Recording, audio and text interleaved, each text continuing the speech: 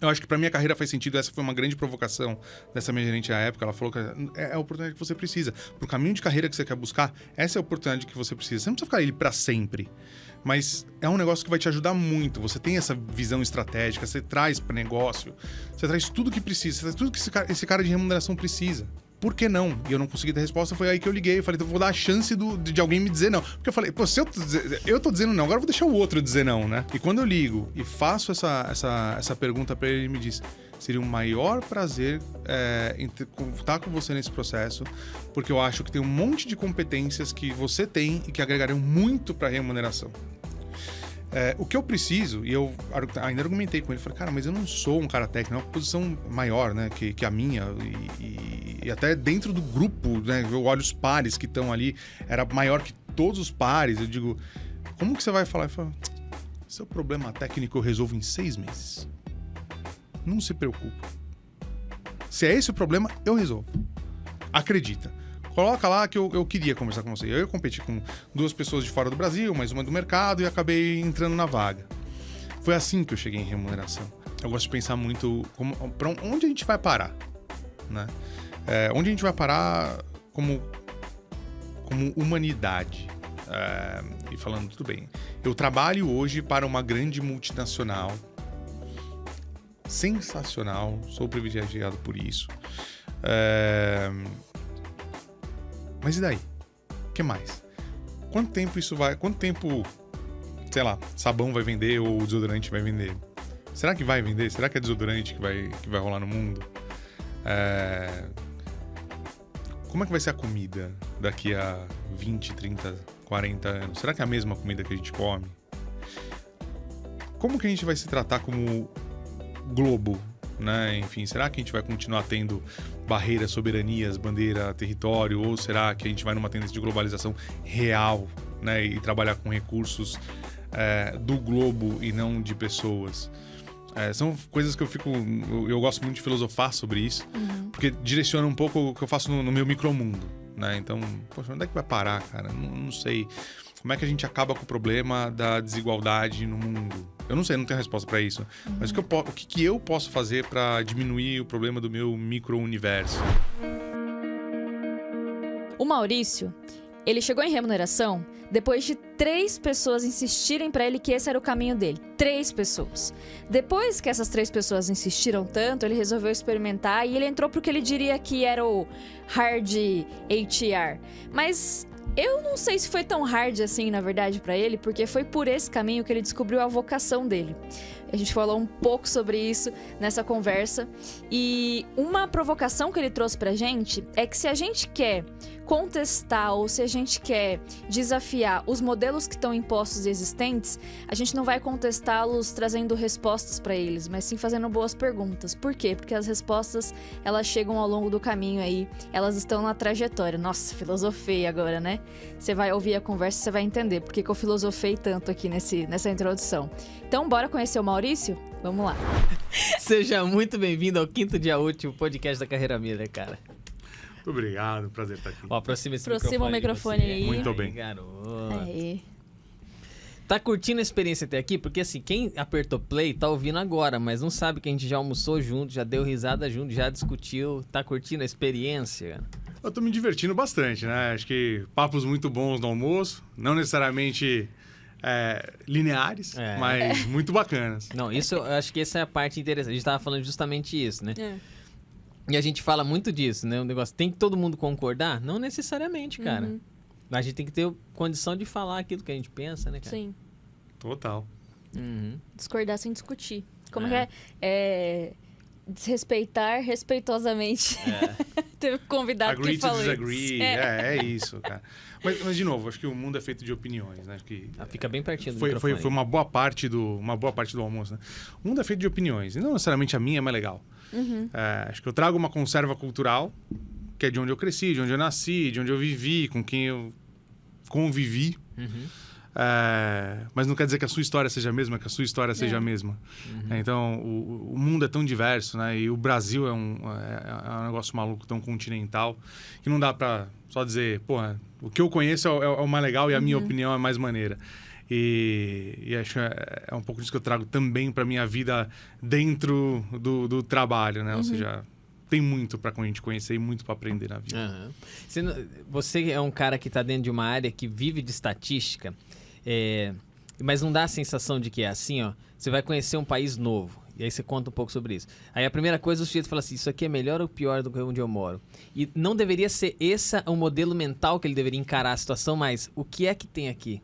Por que as pessoas são assim? Você vai experimentar uma culinária em determinada região e fala assim, cara, isso aqui é ruim. Mas é ruim porque você está pensando... Uma comparação. Uma comparação. O tempo inteiro a gente utiliza pesquisas, mas eu acho que boa parte delas de forma errada. Ou montando um painel errado que não deveria, ou trazendo uma pesquisa para a mesa, quando na verdade você não deveria usar pesquisa, e sim um entendimento cultural e da região. O que você pensa, cara? Essa pergunta não tem fim, né? Esse capítulo que você abriu não tem fim. E você está falando com alguém que não é nativo de remuneração. E essa foi a grande magia de chegar em remuneração. Toda vez que... E aí você muda de job, muda de emprego, muda de empresa. Eu sempre falo que você tem 6 meses para perguntar qualquer bobagem, que ninguém vai te julgar, cara. Pô, isso é boa, cara. Passou esses 6 meses. Pô, o sonho dos 6 meses, cara. Ninguém vai te julgar. O sonho dos 6 meses. Cara, isso aqui vai dar o título desse... Vai, continue. Fale mais sobre isso. E acho que um pouco do que eu trouxe para... Primeiro, como é que eu acabei como é que eu cheguei em remuneração? Né? Eu cheguei em remuneração porque eu era chato. Porque eu trucava os caras de remuneração. Bom aí. Enfim, se você quiser fazer corte, vai dar corte pra cacete. Mas eu questionava muito o coleguinha de remuneração, que tinha exatamente esse viés que você comentou. Porque a pesquisa, porque o painel, porque o grupo de comparação, porque a cidade, porque o deflator. E eu dizendo, tá, cara, eu era um business partner na época, né? Então eu era o meu pior inimigo. Dizendo, bicho, tá bom, entendi tudo que você falou, mas eu não concordo. Eu não concordo porque a minha vida não tá assim. Eu não concordo, e eu vou te contar porque que eu não concordo. Aí, né, quando a gente tá falando de recrutamento, eu tenho uma escola de recrutamento relativamente forte, né, ou significativamente forte. Eu lembro de levar um screen de 300 nomes e falar, então você vai me falar que 300 pessoas que eu conversei estão erradas. É isso. É essa conversa que a gente vai ter. E foi esse o grande primeiro embate que eu tive com uma área de remuneração na vida. E que eu trouxe pra dentro. Então, como você responderia o BP, você lá atrás, hoje na cadeira que você senta? Primeiro que talvez eu não fizesse a pergunta, né? Começa aí. Então, acho que uma das coisas que eu... Quem não é nativo, acho que ele traz um monte... Quem é nativo, nasceu e só viveu remuneração na vida, isso talvez hoje não seja mais verdade, tá? Isso era verdade há 15 anos atrás. Hoje talvez não seja... Aliás, hoje eu tenho certeza que isso não é tão verdade assim. Mas tem essa questão do dado muito mais forte, especialmente consultoria, né? Então, questionar... quem está em empresa é menos, mas quem está em consultoria normalmente é muito mais forte a história. Porque a regressão de não sei o quê, o dado de não sei onde, a amostra estatística e o Pedro... Tá legal, mas... talvez eu acolhesse um pouco melhor se eu tivesse sentado naquela... Mas eu tenho que reconhecer que eu vim para a remuneração exatamente por causa dessa pergunta. E foi a primeira vez que alguém falou, tá bom, né? Algum tempo depois, essa mesma pessoa tinha uma posição aberta, chamou para trabalhar com ela, eu falei, não sei fazer isso aí não. Não vou. Eu demorei acho que foi na terceira vez que remuneração bateu na minha porta que eu comecei a topar, e depois tem uma história super engraçada desse negócio. Mas não é estatística, não é só regressão, não é só parte de comparação. Acho que tem um pouco de percepção de mercado, mas também com dado. Seria leviano eu falar que eu não acredito em dado. A coisa que eu mais acredito é em dado, mas em qual dado? Se eu tenho um cara de recrutamento que me traz uma lista de 300, e foram 300, tá? Nomes, né, de screenings e tudo mais, que não conversam com a minha política e estão alinhadas com o que eu preciso, porque acho que tem uma análise a ser feita desses nomes. Digo, tudo bem, eu posso estar procurando todas as pessoas, você pode estar procurando todas as pessoas, mas é um bom número que você tem. É um número muito maior de incumbentes que você tem em qualquer pesquisa. Cara, é um mercado que você é especulativo, ao mesmo tempo anseios. Já foi a época que você olhar pra dados de corrida e falar, cara, isso não serve. Cara, hoje tem muita oferta e demanda. E quando você tem um mercado que tá influenciado por oferta e demanda, faz muito sentido você ver isso aí, cara. E até o tal do boom da tech, né? Eu juro que a pesquisa que eu mais estou esperando é essa que vai sair agora, todo mundo em outubro, né? Para entender qual é o comportamento tech pós-layoff. Estou esperando muito esse resultado. Você não tem ideia do quanto que eu tô. Porque eu tinha uma tese lá atrás. Eu quero ver se essa tese se comprova ou não. Cara, se você fosse mulher, você ia ser a Gabriela Prioli, certeza. Parece que eu tô ouvindo ela falando que menos emoção, mais razão, dados. Qual é a tua tese pra registrar nesse episódio pra você voltar no segundo você voltar e dizer se você quebrou, se... Eu tinha uma grande tese de bolha. Tá? E aí vamos voltar pro mercado imobiliário de São Paulo. Também, o mundo tinha uma tese de bolha do mercado imobiliário de São Paulo.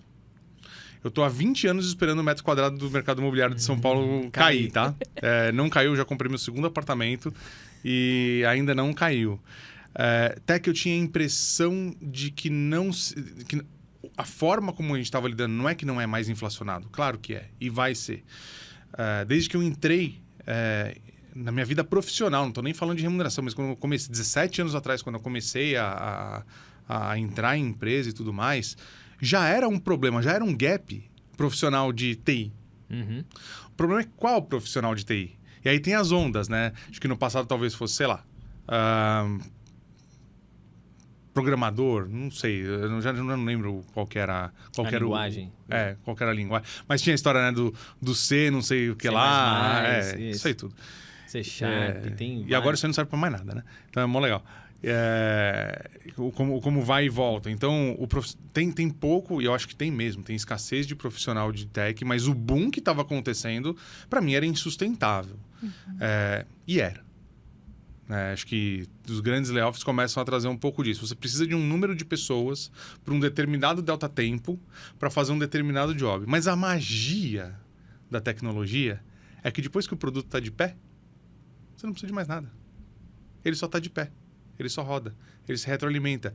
Ele inova, mas inova aqui, não este universo. Ele inova isso aqui.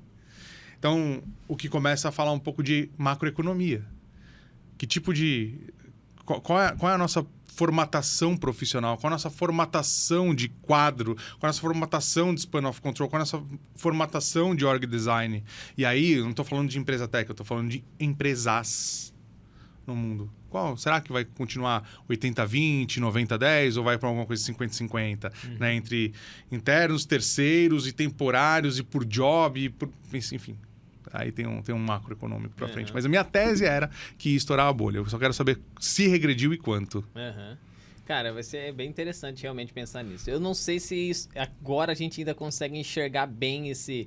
Mas o impacto é enorme. A taxa de juros alta, a redução de investimento também, principalmente em startups, né? Então, você tirou o dinheiro e aí você tem razão. O cara fala assim, vamos inovar? Vamos, mas segura a velocidade dessa parada. O delta tempo, agora a gente quer fazer isso em mais tempo. Então, não tem por que acelerar. Então, pronto, não tem o dinheiro, não vai querer velocidade, o que faz com a mão de obra? Mas não vai deixar de precisar desses caras. Esse é o grande lance. Perfeito. Né? E aí tá Vai ser interessante, realmente, fazer uma análise de mercado agora para tirar algumas ideias sobre isso. E tinha a ilusão da internacionalização de jobs, né? É verdade. Também. Que rolou, eu tive caso, né? No passado eu tive caso de alguém que trabalhava para algum país da Europa, que a empresa era de algum país da Europa, ele trabalharia de São Paulo para atender o Canadá, ganhando em euros. Eu vou competir com isso? Não vou. Eu vou dizer, cara, vai ser feliz. Né? Esquece. Aconteceu em muitos casos, assim, os $5.000 mágicos, tá aí na mão para cada um, né? Exato. Agora, pós-Covid, e aí? Agora que você quer ver um pouquinho mais de bumbum sentado na cadeira? Pô, e aí você tem um movimento nas grandes que realmente foi de isso. Voltar, Google, né? Facebook, Meta, os caras da Tesla, tudo empresa que você imaginaria. Não, agora é cada um em qualquer canto. Que nada, filhão. Vem pro muito prédio. difícil você manter a cultura também, né? Assim, essa parte pega. Essa parte pega demais, né? Tenho dúvidas. É mesmo? Se manter cultura é sobre você estar em algum lugar. tá? Tá. Fisicamente vendo a pessoa. Eu tenho muitas dúvidas se isso é verdade. Se isso é tão verdade assim, talvez a sua cultura não seja tão forte. Exatamente. Tá? Então, E tá amparada em elementos que também não são muito perenes, né? Então, assim, se a sua cultura de ser cool é um escorregador, então, assim, realmente não... Mas será que a cultura de ter um escorregador é a cultura? Ou ter um escorregador é o facilitador de cultura, que a cultura é ser presencial? É verdade, é verdade. É um símbolo, né? O símbolo... É o símbolo escorregador, não é a cultura de fato, né? Eu estou aqui e eu quero estar aqui porque eu me sinto bem aqui, eu tenho amigos aqui, quiçá relacionamentos. Exatamente. E eu não preciso sair daqui para fazer para ser legal ou para ter diversão. Eu posso ter as duas coisas. Mas isso tem uma conversa de cultura, que é a cultura de você precisa estar aqui para a gente criar. Em outras, você pode ter outros tipos de cultura. E não é porque é mais fraco ou mais forte. Esse é o meu problema quando a gente fala de... Minha questão, quando a gente fala, porra, mas a cultura é quando você vê, você constrói, facilita a cultura presencial. Ó, você tá tocando num ponto que eu acho interessante. Vamos para a semântica dessa palavra, porque, veja só, por exemplo, pego a área comercial, nossa. Estar longe impacta a cultura? A cultura o quê? Uma cultura de cobrança, etc? Não, isso dá pra fazer. O que impacta? E aí por isso que talvez não seja a palavra cultura para explicar esse caso, mas você conseguir disseminar o conhecimento de uma forma mais rápida, porque você deixa de ouvir vendedores do seu lado argumentando em certas coisas, daí você fala assim, dá pra suprir isso? Dá. Monta curso, faz treinamento, grava reuniões. Então, assim, você consegue. O jeito mais fácil é que muitas vezes, estando perto, você do lado você chama o cara e faz um negócio. Mas não que necessariamente... Mas é um pouquinho enraizado na cultura falando de cultura de novo, mas do aprendizado, né? A forma de aprendizado.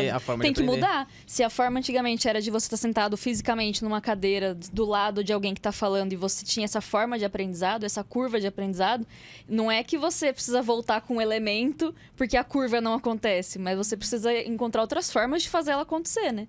Mas aí, o aprendizado ele tem que acontecer, mas então, como? E aí, nesse caso, então, devolvendo para você, Maurício, seria os caras da Meta, do Google, da Tesla, e esses caras não sabem ensinar se os caras não estão longe. Como é que você enxerga esses caras hoje que são disruptivos nas coisas que fizeram, mas estão dando um passo como esse? Como é que você vê isso, cara? Eu nem acho que não sabe. E aí é difícil porque eu não tô lá, né? Eu não vejo. Eu tô falando de visão, isso é opinião, não é informação, isso é muito importante. Mas a maneira. E Google especificamente Google é muito conhecido pelo modelo de trabalho e os 10% do ócio criativo. A crença do Google é que a inovação acontece a partir da relação. Isso tá na internet, né? A gente joga na internet, tá lá. Eu não tô falando porque eu sou um especialista longe disso, mas tá lá. A cultura acontece através da interação, da geração de ideias, desse tempo que você tem para fazer coisas novas. O tal do carro autônomo saiu do tal do 10%. Quando você acredita nisso, e tem isso muito forte, é mais difícil você mudar. Então, eu não acho que não sabe fazer, ou não sabe aprender. Seria muito leviano falar que alguém de tudo, que criou uma nuvem, um império de nuvem, que está tudo assíncrono, que cria mecanismos para você não estar lá, não sabe fazer. Claro que sabe, só não acredita. Talvez outras acreditem mais nesse modelo. Outras culturas, outras companhias acreditem mais nesse modelo. Eu tenho falado, a gente tem conversado um pouco dentro de Nerve sobre o híbrido intencional. Ou seja, eu não quero voltar para trás. Não quero. Eu saí de uma mineradora que também não estava muito afim. Reduziu o escritório a 40% da capacidade. E dizendo, se todo mundo quiser vir, não vai rolar, cara. Reserva a tua mesa. Se você não reservar, não vai ter teu espaço. Você não vai vir aqui. Eu quero que intencionalmente você trabalhe remoto. Eu quero que intencionalmente as coisas sejam assíncronas. Eu acredito que eu consigo continuar fazendo. Agora, eu começo também a achar que o 100% remoto vai ficar mais raro. O ser humano nós somos animais sociais. A gente anda em bando, a gente precisa da conexão. É muito mais uma necessidade que é quase... sócio-histórica, para não dizer evolutiva, né? Do que necessariamente real. O fatídico dia de março de 2019, que foi todo mundo para casa. Achando que ia ser 15 dias. Achando que ia ser 40, né? Porque era quarentena. É verdade. Quem levou muito ao pé da letra, como eu, levou quarentena. Eu falei, bom, 40 dias a gente tá de volta, cara, tá beleza. Vendo o que tava acontecendo na Itália, né? Era uma coisa mais maluca. Eu tinha uma viagem pra Itália. Nossa. Eu acreditava, de verdade, que no final de abril ia estar no avião mais pra Itália, cara. Brasileiro, né? Não. Foi pra lá depois dessa? Ou não? Não, ainda não foi. Mas não por nada, foi só falta de oportunidade mesmo. Mas, enfim. Aquela para mim, foi a disrupção que o mundo precisava. A mudança de cultura e aí, sei lá se mundo, mas que o brasileiro precisava. A gente tem muito a cultura do bumbum na cadeira, do cartão na entrada, do cartão na saída, e do almoço de 1 hora, e de voltar, e de socializar, e de não sei das quantas. Cara, a gente precisava mexer um pouco. Eu lembro em 2014 eu já estava trabalhando numa grande petroleira, atendia um negócio de etanol e açúcar e tudo mais, sentado lá no interior de Goiás. Eu sentava no interior de Goiás e foi super importante, tá? Do ponto de vista de trazer a relação do industrial mais para perto do corporativo, tirar aquele bias da decisão do ar-condicionado que rolava demais. Mas ao mesmo tempo que isso foi importante por um lado, por outro lado, eu ficava, num dos grandes projetos que eu toquei lá, eu ficava sem sacanagem. 3 a 4 vezes por semana, das 7 da manhã ao meio-dia em call com um gringo. Eu olhava pra chefe e falava, o que eu tô fazendo aqui, cara? Por que eu não tô em casa fazendo call com o gringo, com essa barulheira aqui atrás? Poxa, eu podia estar, né, num espaço mais adequado, fazendo essa mesma conversa que não ia mudar nada. Né? Então, a gente se questionava isso, cara, quase 10 anos atrás. E era não, por que não? Eu acho que hoje não tem espaço pro não, por que não? Tem que ter um motivo. Se eu quero reunir o meu time hoje, eu preciso ter um motivo para reunir. Se não, cara, fica cada um do seu canto, porque todo mundo sabe o que tem que fazer. E não necessariamente apertando a mão de alguém ou tão olhando no olho assim. Acho que a coisa está mais no processo do que na relação para, sei lá, 60% das coisas. Sim. Cara, faz sentido. Comercialmente também foi muito diferente. A gente tinha que pegar, às vezes, um avião para descer em Curitiba, fazer uma reunião e voltar. E falava, cara, essa reunião poderia ter sido à distância. Mas a distância, o cara não viu você, sabe? Ele precisava que sentir aquela consultoria existe naquela pessoa que vem aqui. E acabou, cara. Isso tem uma velocidade enorme. O cliente poupa em recurso. Porque 20% de uma proposta, mais ou menos, era só para cobrir horas de consultoria em deslocamento. Fora o reembolso de despesas de viagem. E aí você fala, cara, a gente ganha tempo, reduz 20% de horas de consultor que você não utiliza, que o cara estava em viagem, você não tem, né? Você fala, cara, isso foi muito legal, isso foi muito legal. Mas, de fato, eu acho que fazer uma boa divisão. No marketing, a gente sente mais isso do que no comercial hoje. A gente está sempre muito junto, fazendo evento, produzindo as coisas. Então, o híbrido é legal. 100% distante, a gente acaba vivendo isso em alguns casos com algumas outras áreas. Mas não sei não, acho que a gente vai achar um meio termo nesse negócio aí. Mas me diga, terceira vez até aceitar, como que foi o convite então para remuneração? Porque você falou, primeira disse não, a segunda, como é que foi essa? Você falou, tem até um negócio engraçado aí. O que é negócio engraçado aí? Bom, quando eu entrei, é importante vários disclaimers, né? Eu sou psicólogo de formação. Aí, garoto, então por isso já tá filosofando sobre as relações humanas aqui. Você acha que lá no almoço ele já tava preparando o terreno. Em análise, já estava em análise, já, você nem imaginou. Você gosta, qual linha da psicologia você... Eu sou um junguiano nato. Acho que eu li toda a vida e obra do cara. Eu só nunca me identifiquei com clínica. Apesar de gostar muito, eu nunca me identifiquei, nunca quis fazer. E dentro da universidade eu decidi que eu queria RH. Né? Enfim, tem um espaço ali que parece maneiro, que parece que conversa comigo, parece que conversa um pouco com o meu estilo muito mais do que a clínica, que eu quero enforcar o paciente. Fala, cara, você já me disse qual é a resposta, por que eu tô aqui? Você tá perdendo tempo e dinheiro, eu tô perdendo tempo, enfim, né? Mas, perfil, né? Um pouco de achar o seu espaço, a sua vocação. Achei em RH super legal, entrei como quase todo psicólogo, né, em treinamento, seleção, tal, fiquei nisso, voltei, fui ser headhunter, voltei, teve um monte de história nesse pedaço, mas em algum momento quando eu voltei para a carreira corporativa e resolvi levar isso muito a sério, eu decidi o que eu queria ser, né, traçar uma linha de quem eu queria ser como profissional. Para eu ter essa linha profissional, eu precisava passar por algumas coisas.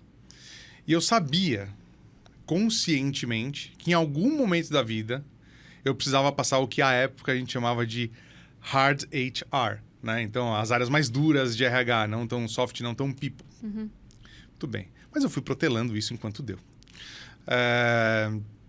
Porque eu gostava muito da história do treinamento, capacitação, cultura, pipe, sucessão, seleção também. Eu tinha um carinho, portas de entrada, meu programa favorito da vida até hoje. Portas de entrada, eu amo portas de entrada.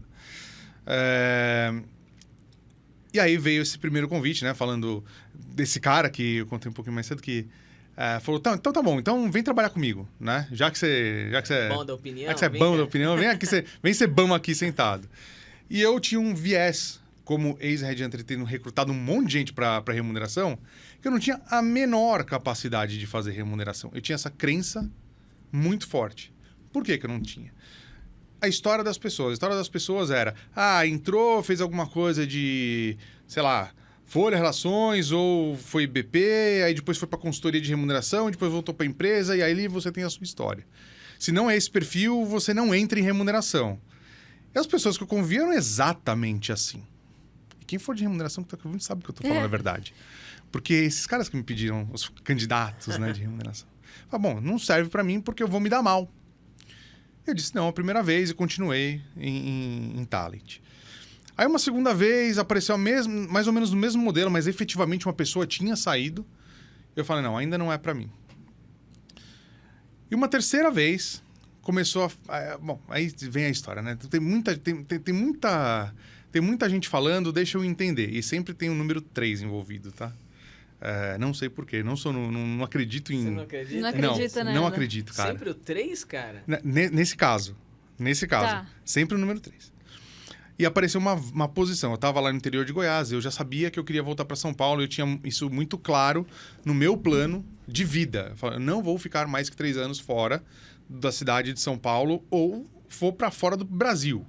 Mas no interior eu não fico, eu não quero. Isso era muito claro. Eu queria estar perto de grandes centros, perto do mais estratégico, né? Enfim, do que tinha o bias da decisão do ar-condicionado. No segundo ano e pouco, apareceu essa posição. Era uma posição muito interessante, né? Era uma posição de especialista, que onde eu estava era uma posição maior, né? Especialista em remuneração. Aí uma pessoa que sabe... Todas as pessoas sabiam desse meu plano de voltar, né? Lá me chamavam de Baroca porque tinha 3 Maurícios na RH. Foi a única vez 3 também, né? Caraca. Aí, cara. Essa nem eu tinha pegado. Mas eram 3 Maurícios no RH. E aí tinha que chamar pelo sobrenome, porque, cara, 3 no RH é sacanagem, né? E vinha e-mail errado pra toda hora. Inclusive, meu chefe era Maurício. O que veio a ser meu chefe era Maurício. Então, uma pessoa me ligou, que nem era de RH nem nada. Baroca, cara, tua vaga da tua vida tá aqui, volta. É maior e não sei o quê. Vem. Falei, não, é remuneração, isso não serve pra mim. Não vai dar certo. Não vai colar. Eu vou perder meu dia aplicando. Ah, bom, não, pô, mas pensa. Falei, tá bom, eu penso. Desliguei o telefone. Vou ver e te aviso. Vou ver e te aviso. Ignorei a ligação. Uma segunda pessoa, um gerente de projetos, que também me conhecia, amigo, ligou. Baroca, sua vaga tá aqui, cara. Você não vai aplicar, não? Não, já falei. Não sei das quantas. Desliguei o telefone, vou ver e te aviso de novo. E aí, numa dessas idas e vindas, a gente fazia muito esse trecho, interior de Goiás, São Paulo, às vezes de carro. E eu fazia isso com a minha gerente na época. Ela é uma pessoa muito de desenvolvimento, ela é muito forte de desenvolvimento, ela manja do Paranauê. E aí eu, putz, cara, você não acredita. 2 pessoas já me ligaram pra vaga lá de remuneração, cara, falando se eu não vou aplicar. Pô, e ela virou pra mim, essa foi a terceira pessoa, eu falei, por que não? Foi a primeira pessoa que me falou por que não. E eu não consegui responder para ela com a mesma objetividade que eu respondia para todos os outros. Por que não? E por que eu não consegui responder para ela? Porque as coisas que eu trabalhava com ela eram muito lógicas. Então, eu tentava trazer um pouco de numerologia para treinamento, né? Então, eu falo, cara, para quem é de treinamento e desenvolvimento aí, a coisa mais difícil é você achar o resultado sobre o investimento, né? O tal do ROI. Tanto que não se usa ROI. Depois eu fui estudar muito, né? Aí você fala sobre retorno sobre expectativas. Mas eu sempre tentava achar alguma coisa que justificasse os X milhões de investimento em algumas centenas de milhares de horas de treinamento dados naquela companhia. Eu sempre tentava buscar lógica nas coisas. Mas você sabe que você não tem perfil de treinamento, né? Você sabe que você tá aqui, que você é bom no que você faz, mas que não é natural. E ela começou a me dar um monte de argumento que eu não consegui contra-argumentar. Mas ainda assim, cabeça dura, teimoso. Falei, tá bom. Não falei não. Eu falei, eu vou ligar. E aí eu me dignei a tirar o telefone e ligar pro hiring manager à época. E falar, não quero perder nem seu tempo nem o meu. Mas é que assim, 3 pessoas já me disseram. Foi mais ou menos isso. Eu falei, cara, assim... você acha que faz sentido? Eu não quero que você... entrar no processo que você vai me dizer... obrigado, mas não... e tudo mais. Eu acho que pra minha carreira faz sentido. Essa foi uma grande provocação dessa minha gerente à época. Ela falou que é a oportunidade que você precisa. Pro caminho de carreira que você quer buscar, essa é a oportunidade que você precisa. Você não precisa ficar ele pra sempre. Mas é um negócio que vai te ajudar muito. Você tem essa visão estratégica, você traz para negócio, você traz tudo que precisa, você traz tudo que esse cara de remuneração precisa. Por que não? E eu não consegui dar resposta, foi aí que eu liguei. Eu falei, então eu vou dar a chance de alguém me dizer não. Porque eu falei, se eu tô dizendo não, agora eu vou deixar o outro dizer não, né? E quando eu ligo e faço essa pergunta para ele me diz, seria um maior prazer estar com você nesse processo, porque eu acho que tem um monte de competências que você tem e que agregariam muito para a remuneração. O que eu preciso, e eu ainda argumentei com ele, falei, cara, mas eu não sou um cara técnico, é uma posição mais grande, maior, né, que a minha, e até dentro do grupo, né, eu olho os pares que estão ali, era maior que todos os pares. Eu digo, como que você vai falar? Eu falo, seu problema técnico eu resolvo em 6 meses. Não se preocupa. Se é esse o problema, eu resolvo. Acredita. Coloca lá que eu queria conversar com você. Eu competi com 2 pessoas de fora do Brasil, mais uma do mercado, e acabei entrando na vaga. Foi assim que eu cheguei em remuneração. Então foi dizendo muitos nãos até admitir que, a oportunidade da minha carreira de desenvolver para onde eu queria chegar estava lá. Eu só não queria enxergar mesmo, né? Crença limitante, isso é uma coisa que eu trabalhava para os outros, né? Falar pro outro é muito fácil. Não, crença limitante, você não acredita nessa carreira, potencial, não sei das coisas. Mas quando é pra gente é mais difícil. É casa de ferreiro e espeta de pau. E o que eu não esperava de jeito nenhum é que eu ia me apaixonar pelo que eu faço. E que eu ia me encontrar como profissional no que eu faço. Então, 5 anos depois, eu posso dizer que eu sou muito feliz. Não um pouco feliz. Eu sou muito feliz. Eu consigo juntar tudo aquilo que eu fui formado para fazer, tudo aquilo que eu aprendi a fazer, o contato de negócio, e entrar para chegar nessa cadeira que eu estou hoje e desenvolver ela de uma maneira que eu acredito que ela possa ser desenvolvida e estar mais perto. Remuneração, desde que eu entrei numa companhia, é uma caixa preta. Eu tenho 2 missões na vida como remuneração. A primeira é que ela não seja uma caixa preta, e a segunda é trazer todos esses elementos de talent, né, das áreas soft de RH para dentro de remuneração. Então, se eu quero fazer People Analytics, eu não posso fazer em silos. Eu não posso fazer o People Analytics de atração. O People Analytics de treinamento e desenvolvimento. O People... Não, cara. A gente é uma coisa só. E enquanto a gente não se tratar como uma coisa só, a gente não se desenvolve como área, como área RH. Então, eu gosto muito da ideia de ser esse elemento de cola, né? E de tentar trazer as pessoas mais para perto, trazer um pouquinho mais de flexibilidade, abertura, enfim. Nossa, Caraca. É isso aí, senhoras e senhores. Esse foi... Agora, vamos fazer mais uma Caraca. pergunta para ele, que é o seguinte. Isso foi em que empresa você tomou essa decisão? Na BP. Na BP, petroleira. Isso. E depois, como que foi o seu caminho até chegar na Unilever? Pra gente tentar fazer um cálculo da sua idade aqui, como se a gente não soubesse. Vamos lá. Na BP eu fiquei alguma coisa perto de 7 anos. Já tinha um tempo de carreira, né? Então, fiquei 7 anos na BP. Eu fiz a fusão, eu ajudei a fazer a fusão da BP com a Bunge, né? No negócio agro, que formou a BP Bunge.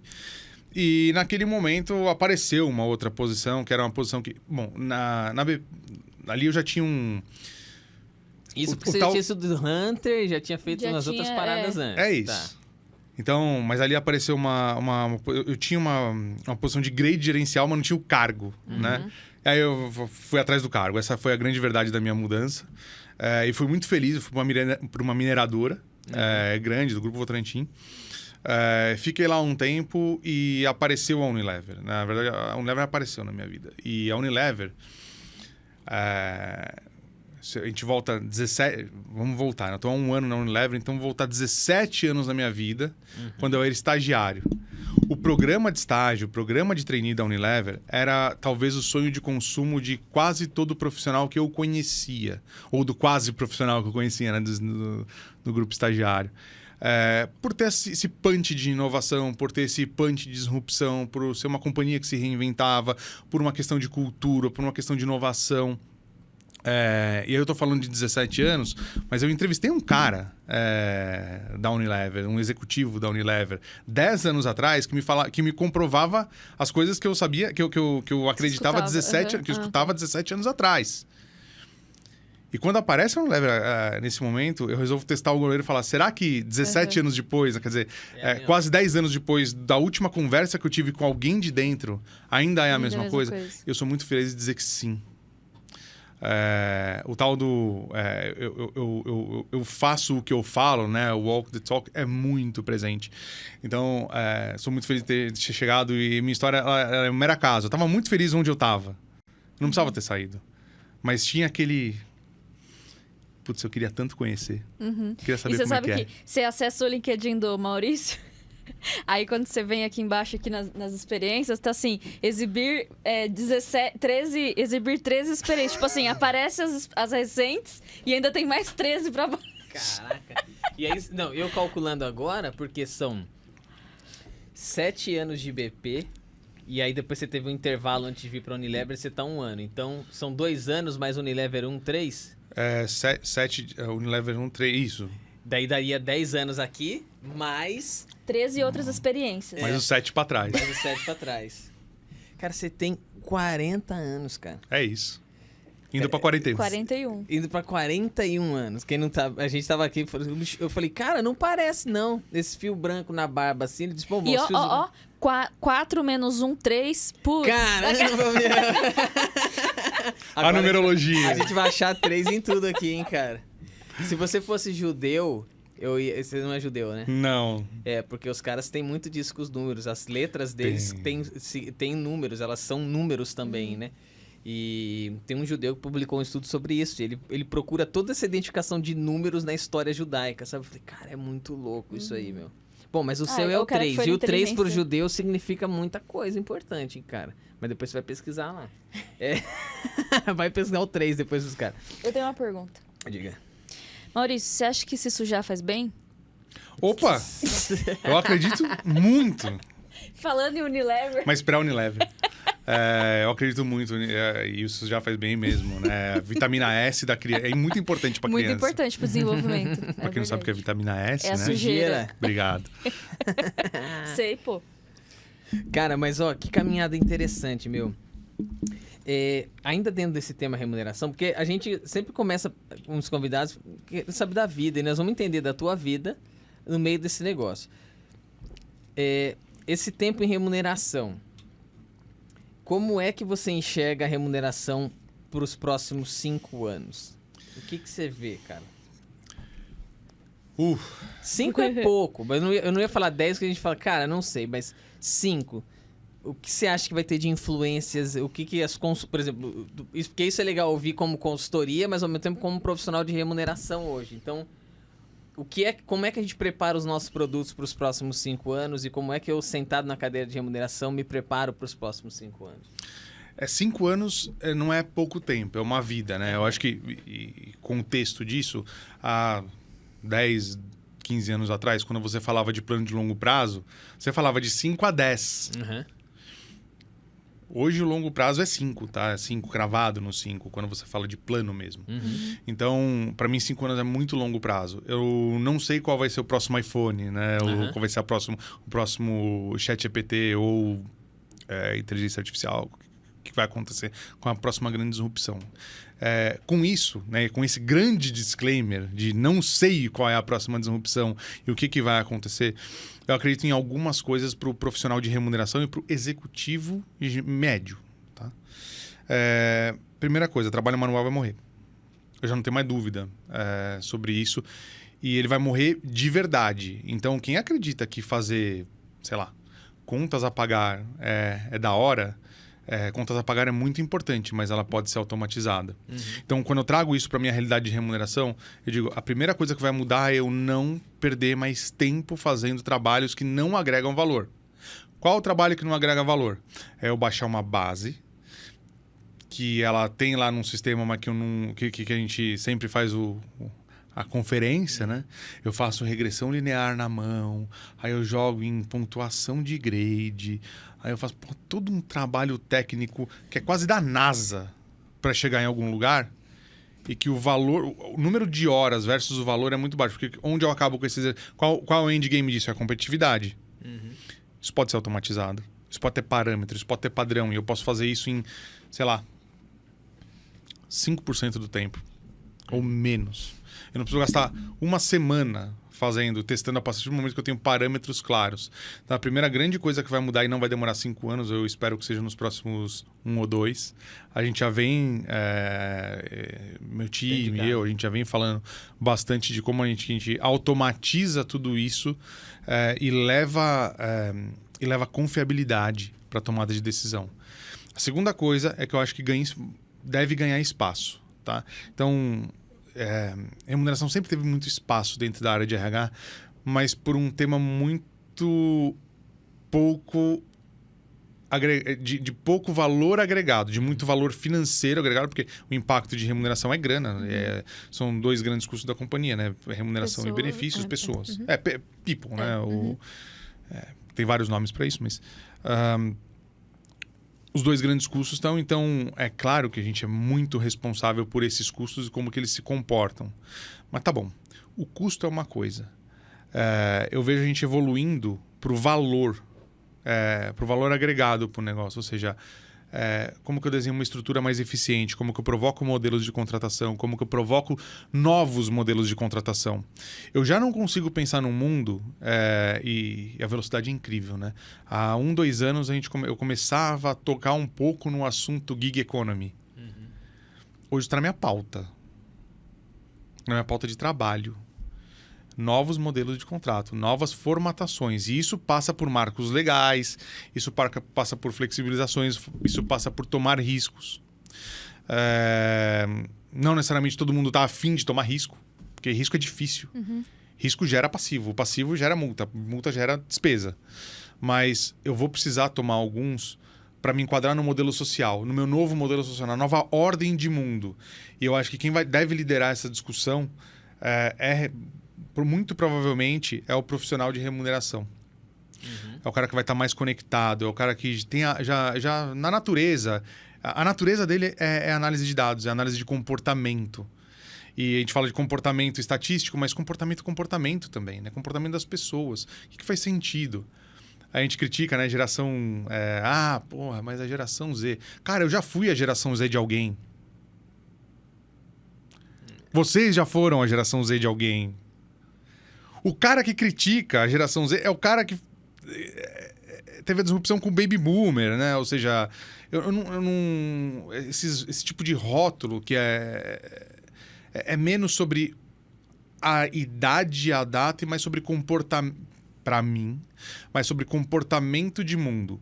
O mundo não vai mais admitir que você faça coisas que não estejam conectadas com propósito. O mundo não vai admitir que você faça essas coisas erradas. A internet trouxe a história do cancelamento. Uhum. Empresas vão ser canceladas, empresas vão morrer porque não estão fazendo as coisas direito. Você falou de petroleira. Eu nunca trabalhei numa petroleira. Desde 2014, quando eu ingressei, eu trabalhava numa empresa de energia e que trabalhava na transição da matriz energética do mundo. E quem não estiver fazendo esse caminho vai morrer. Então a gente é que vai ajudar a fazer essa virada de chave, essa virada de comportamento. Cara, isso nos leva a muitos pensamentos, assim. Você trouxe coisas valiosas. Modelos de relação. Hoje, 70% da mão de obra não é CLT. Um dado, né? O Reinaldo trouxe isso. 30 CLT, 70 tá fazendo o que for, cara. De um jeito, assim, autônomo. Brasil isso ou mundo? Acho que é Brasil isso aí, cara. Eu não sei, eu estou perguntando Brasil. mesmo. Porque faz sentido pra mim. Muito, porque você fala assim, cara, assim, e aí você me traz um outro ponto que, como uma Unilever, que é uma indústria, quantas fábricas? 280 fábricas mundo, 140 mil pessoas. Cara, você chegar com uma ideia de colocar um modelo de relação que impacte, que tenha... Entende? Fazer um Uber dentro da Unilever, ou fazer um iFood. Quando você pensa assim, se alguém lá atrás perguntasse pro jurídico, falar, mas vamos colocar um motoqueiro para trabalhar, mas você vai registrar o motoqueiro? Não, o motoqueiro é um motoqueiro, ele entrega a comida, ele não tem... Não, mas você não... Os caras hoje passam por esses questionamentos, mas você tá entendendo que um modelo como esse vai mudar a relação de trabalho, porque o Uber não vai registrar o motorista e o iFood não vai registrar o motoqueiro. E o motorista ou o motoqueiro não tem interesses em serem registrados. Exatamente, cara. Exatamente. Alguém no meio dessa cadeia quer esse registro para conseguir recolher impostos, mas ele deveria pensar, não é nessa relação que a gente vai recolher, nós vamos recolher de outra forma. Mas essa sacada, realmente, e eu olho pro o cara de remuneração dentro de uma squad em que vai ter outras matérias lá dentro, ele vai ter que pensar muito nisso, cara. A gente teve uma virada quando o Excel vem, né? O Office. Se parar pra pensar numa virada ali, quando você tinha 30... O Robson trabalhava numa área de remuneração que tinha 30 pessoas. Aí vem um Excel e fala assim, não, agora são 5 pessoas. Por quê? Porque, cara, o Excel deu velocidade para aquele monte de análise que o maluco fica fazendo no dedo, com a calculadorinha na mão, não sei o quê. E mais, se você pensar no computador daquela época, essa eu não vivia, essa eu só ouvia a história, tá? De colocar, sem sacanagem.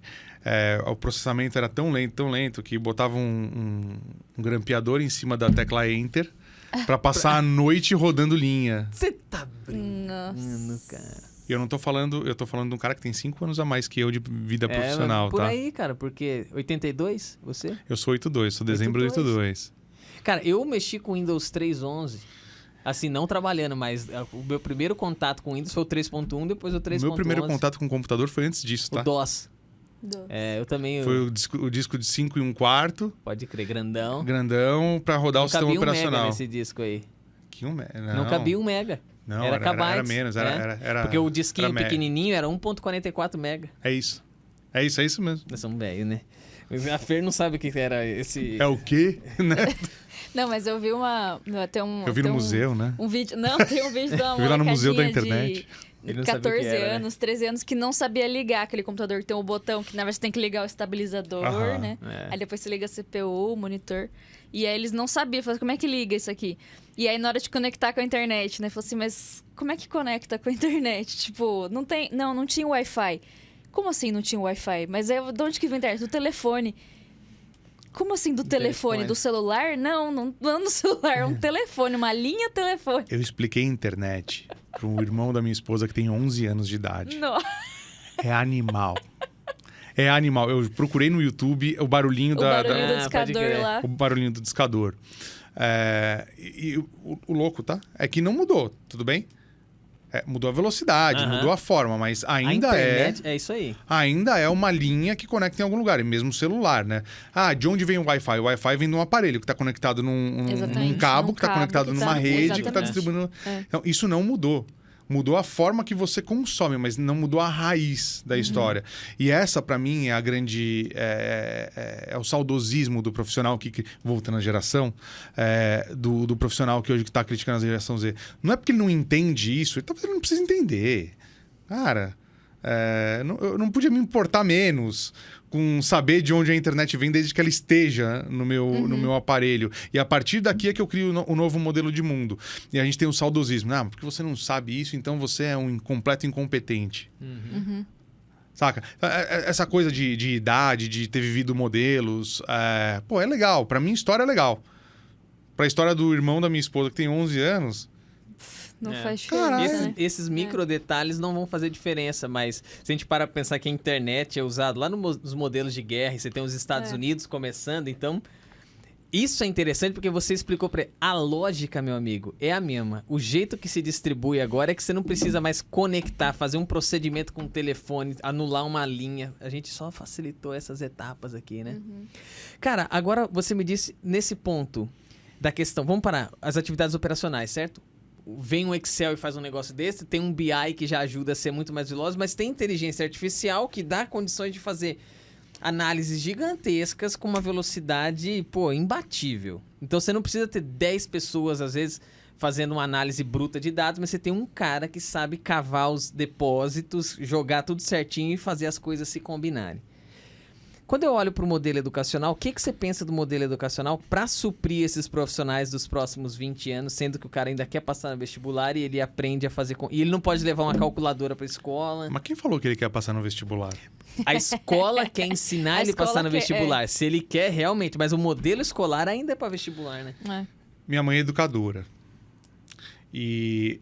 Você consegue conversar com a tua mãe de domingo esse assunto ou ela pega no seu pé ou ela não acredita que a escola também não? Não, ela acredita que o modelo é falido desde que eu entrei na escola. Pô, então tá... Vai, continua. É isso. Então, não é que ela super acreditava, mas ela de novo, é minha mãe, né? Então ela achava que eu precisava fazer faculdade. Tudo bem, eu também achava. Naquela época era muito importante. Você não fazia faculdade, você não era ninguém. Lembro dos programas dos idos de 2000, do começo dos anos 2000, né? De expandir a faculdade para as pessoas, né? E você gerou um monte de gente com superior, completo e desempregado. E que também não sabe escrever. E que também não sabe escrever. Não, porra... Vai longe. Não, exato. Mas se você pegar um modelo imagina que você, ainda assim, você tá numa escola privilegiada, fez uma faculdade privilegiada, meu ponto é o e daí? Quantas coisas que eu usei disso na minha vida? E como a escola me preparou para a vida? Muito pouco. Eu converso com amigos que talvez não tiveram tantas oportunidades assim, que fizeram um técnico lá e já tinham essa história do... Antes de ter as palavras bonitas de lifelong learning, já se praticava o lifelong learning. Eles já... Que é o tal do o correria, é o corre atrás. Que eu acredito muito nesse cara. Tem um nome bonito também para isso, né? Tem o go-getter. Mas eu prefiro o corre atrás. O correria... O corre é mais... Não, legal, o correria é muito mais legal. Eu acredito demais no profissional correria. Então, o cara que já era correria lá atrás, ele se desenvolveu muito melhor. Ele se preparou para a vida. Ele não se preparou para passar no vestibular ou para fazer uma tese de mestrado. Não que não seja importante. Produção de conhecimento é super importante. Eu tinha certeza que com 35 anos eu ia ter doutorado. Você tava empenhado. Eu tinha certeza absoluta que eu ia ter doutorado, mas nem mestrado eu fiz. Depois que eu fiz... Você se sente frustrado por isso? Imagina, feliz pra caramba que eu não segui essa carreira. Porque é um meio que não eu entendo que não é um meio pra mim. Eu talvez me frustrasse nesse meio. Aliás, quase com certeza eu me frustraria nesse meio. Mas é um meio muito... É um lugar muito importante, tá? Você precisa de pessoas que produzam conhecimento. Você precisa de pessoas que produzam conhecimento formal. Você precisa de pesquisa. Você precisa de validação de dado. Senão vai virar cloroquina, né? Então... Ou antivacina, pô. Não, isso não podemos descartar, sim. Zero viés político. Eu tô falando de viés técnico. Sim. Cara, vacina previne doença. Ponto. Quem não acredita nisso... Só não acredita. É tipo acreditar, sei lá, em Deus. Que a Terra é plana. Exato. Você pode acreditar, mas ela não é. Você pode fazer qualquer coisa da sua vida, mas não é. Então precisa de pessoas que produzam esse conhecimento. Mas quem produz esse conhecimento é a academia. Eu tenho um grande amigo. Fui músico por muito tempo, né? E ensinei Não, você tá sendo... Assim, você tá subestimando o fui músico. Deixa eu ver minhas anotações aqui. São... 15 anos tocando na noite. É isso, mas... Tive banda e tudo mais, mas... que foi uma época muito... Isso me preparou muito mais pra vida que a faculdade, tá? Sendo bem honesto. A música é uma riqueza, bicho. Pô, Infinita. Continue. Aí eu ensinei esse cara a tocar 3 acordes, hoje ele é maestro. Nossa. Beleza, eu não consigo conversar de música com ele. Não dá, é impossível. Eu não consigo começar uma conversa com esse cara de onde ele tá. Ele é maestro, cara. Então, parece um ET, né? Tipo, um maestro. Você conhece o maestro? Você conhece o maestro? Eu não conheci o maestro, só tenho um amigo maestro. Então... ele tá no meio acadêmico. E a gente discute muito, né? A gente fala, porque não sei das quantas, porque a produção do conhecimento, eu falo, tudo bem, eu acredito nisso. Mas no minuto que você fala a palavra dialética, você perdeu 90% da população que não entende que diabo que é dialética. Tudo bem? Então, a academia não faz nenhuma questão de se aproximar do público grande. E esse, para mim, é o defeito do modelo educacional. Então, se a academia nunca fez essa questão, ela é elitizada, ela se fecha... É a nobreza, é a virtude pela virtude. Eu lapido a virtude e dane-se você, cara. Perfeito. E tem um cara chamado Gil do Vigor... Maravilhoso. Que num podcast qualquer aí, que eu já não lembro qual foi, que eu assisto um puta monte, mas falou exatamente isso. Ele falou, cara, não dá, como é que eu vou falar? Porra, macroeconomia... Bicho, fala que tá faltando grana. Fala que você não consegue... Que se você se endividar, você não vai conseguir nada na sua vida. Você não tem educação financeira na base. A escola não ensina que se você gasta mais do que você recebe, você tá ferrado. Mas ela ensina matemática, tá? Mas ela não ensina o básico. Como se associa, né? Tem uma separação das matérias que eu acho... Eu tenho um menino de 9 anos e às vezes eu fico numas conversas assim com ele. E ele fala assim, cara, é associar as coisas. Porque você aprender matemática, mas por quê? Aí ele tem a cantina da escola, eu falei, agora você administra um orçamento que eu vou te dar. É muito engraçado isso. Eu falei, você gasta R$20 por semana. Mas você contabiliza por quê? Porque se você estourar o orçamento, você vai ter problema comigo. Então assim, ele tá fazendo o 3º ano dele, que seria a nossa 2ª série de antigamente. E o que eu quero mostrar pra ele, o controle, como essas coisas se combinam. Porque a tua aula, você saber fazer cálculo, significa que você tem que administrar dinheiro de alguém, você vai ter que cuidar das suas próprias finanças, você não precisa gastar tudo isso. O que a escola tem, cara, que aprende cada uma das matérias, tira uma nota nesse negócio e tá tudo certo. E vaza, e não se preocupa. Isso é um problema, cara, porque... Essa é a questão que a gente não separa essas coisas do jeito que a gente vive hoje. E nos próximos 20 anos, isso vai ser muito mais latente ainda, cara. Tem escolas construtivistas, tá? Tem. Tem modelo raro, mais cara. maneira. Mas ela custa muito dinheiro. É que nem se alimentar bem hoje, de coisa, não quero agrotóxico, não quero isso. A Fer que tem um empreendimento nessa linha, assim, vai, cara, comer bem. De umas paradas assim que você quer se livrar da massificação, caro pra caramba, bicho. Não, é difícil até pra quem produz. Tipo assim, na produção é difícil você encontrar fornecedores pra você conseguir oferecer um produto 100%, sei lá, orgânico, 100%. É difícil você encontrar. E um negócio, ele não pode parar porque, não deu tomatinho. E não tenho como não produzir porque não choveu muito, não... Então, é difícil manter um negócio. Isso é uma escala muito pequena. Agora, imagina uma grande indústria, né? E a gente falar de 100% de... Cara, você tem razão. Cara, a gente visitou a Jacto, em Pompeia. Os caras têm um projeto... Já ouviu falar dos caras? Não, sim, já ouvi falar, mas não conheço. E, curiosamente, trouxemos um convidado aqui. A gente falou assim, cara, a gente fica viajando nessa parada... Né? Pô, mas como que uma empresa realmente muda uma cidade? Como é que a gente constrói algo diferente e tal? A gente soltou pro convidado. O convidado falou assim, cara, realmente isso não é fácil, né? Encontrar escola. Mas, por exemplo, tem uma empresa no interior do nosso estado aí que chama Jacto. Aí o cara falou isso a gente. Bichão, fomos lá em maio visitar os caras. Ficamos 2 dias imersos conhecendo. Os caras têm um colégio dentro do instituto deles pra atender. E aí já é uma pegada dessa linha. Tem que passar no vestibular? Cara, beleza. Então vamos resolver essa parada aqui do vestibular aqui, mas o negócio pra vida é isso aqui. E aí você dá a condição do cara, mano, ele expandir. E tem que fazer vestibular? Não necessariamente, não quero fazer vestibular. Cara, o mercado é exigente pra algumas coisas. Então assim, cumpre essa tabela. É você, somos nós. Vamos cumprir essa tabela aqui? Pô, isso aqui. Acho que o problema de ter esse modelo é a gente se acostumar que a vida é por etapas. E que as coisas não acontecem junto, né? Você, quando a gente fez a pré-entrevista, você falou assim, não, eu encontrei minha vocação. Com certeza não foi um processinho de etapa por etapa, né? Com certeza foi a música que você falou, que contribuiu. Com certeza foi a sua experiência, as suas viagens. Tipo, tudo isso aconteceu junto, não foi etapa. Então, a matéria, bateu o sinal, agora fecha o caderno de português, abre o caderno de história. A vida não é assim, entendeu? É todos os cadernos abertos ao mesmo tempo. Só que, Baroca, me ajuda. Me ajuda no seguinte. Nós fizemos o 5º dia útil para ser nada linear. E aí, o que a gente fez? Vamos trazer gente de tudo que é canto para falar. O cara de remuneração, às vezes, ele olha e fala assim, bicho, esse programa dos caras aí... Pô, tem que trazer os caras de remuneração para falar de metodologia e tal. E a gente provoca, né, brincando, né? Isso é uma brincadeira, mas de fato é. A gente quer trazer multidisciplinas aqui para expandir os horizontes. Você acha que a gente tem futuro, Baroca? Eu não acho, eu tenho certeza. Fala. Não, é isso. Acho que, vamos lá. A minha própria história profissional, sem falar de todo o resto, né?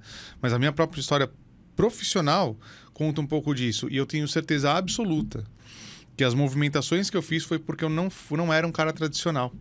Então, quem topa ser inovador, se você quer inovar, você quer partir para produto, você quer inovar em comportamento, você quer inovar em cultura, não é com as pessoas que já estão lá. Não é com quem está fazendo a mesma coisa há 20 anos. Né? E teve um cara que falou, eu já não lembro quem foi. Espero que eu vou roubar a frase dele, depois alguém... Fala que foi o Jabur. É assim. É o Clarice Lispector. Não, mas que fala sobre experiência profissional, né? Ou seja, se você faz há 20 anos a mesma profissão, você tem 20 anos de carreira, não 20 anos de experiência, né? Então, de verdade, eu queria tanto lembrar quem foi. Deixa eu ver.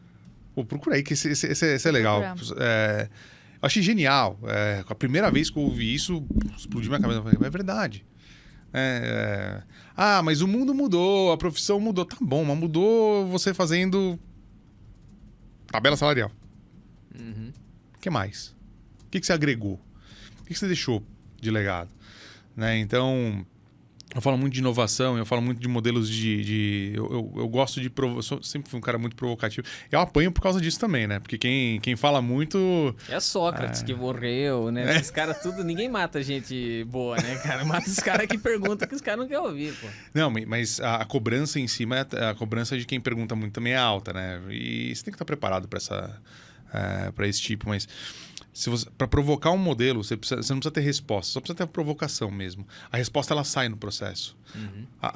O processo, ele dá a própria resposta. Então, quando eu estou te falando de... Poxa, não dá para a gente ficar uma semana olhando para dado, para responder uma pesquisa que vai demorar 3, 4, 5, 6 meses para sair. Cara, não.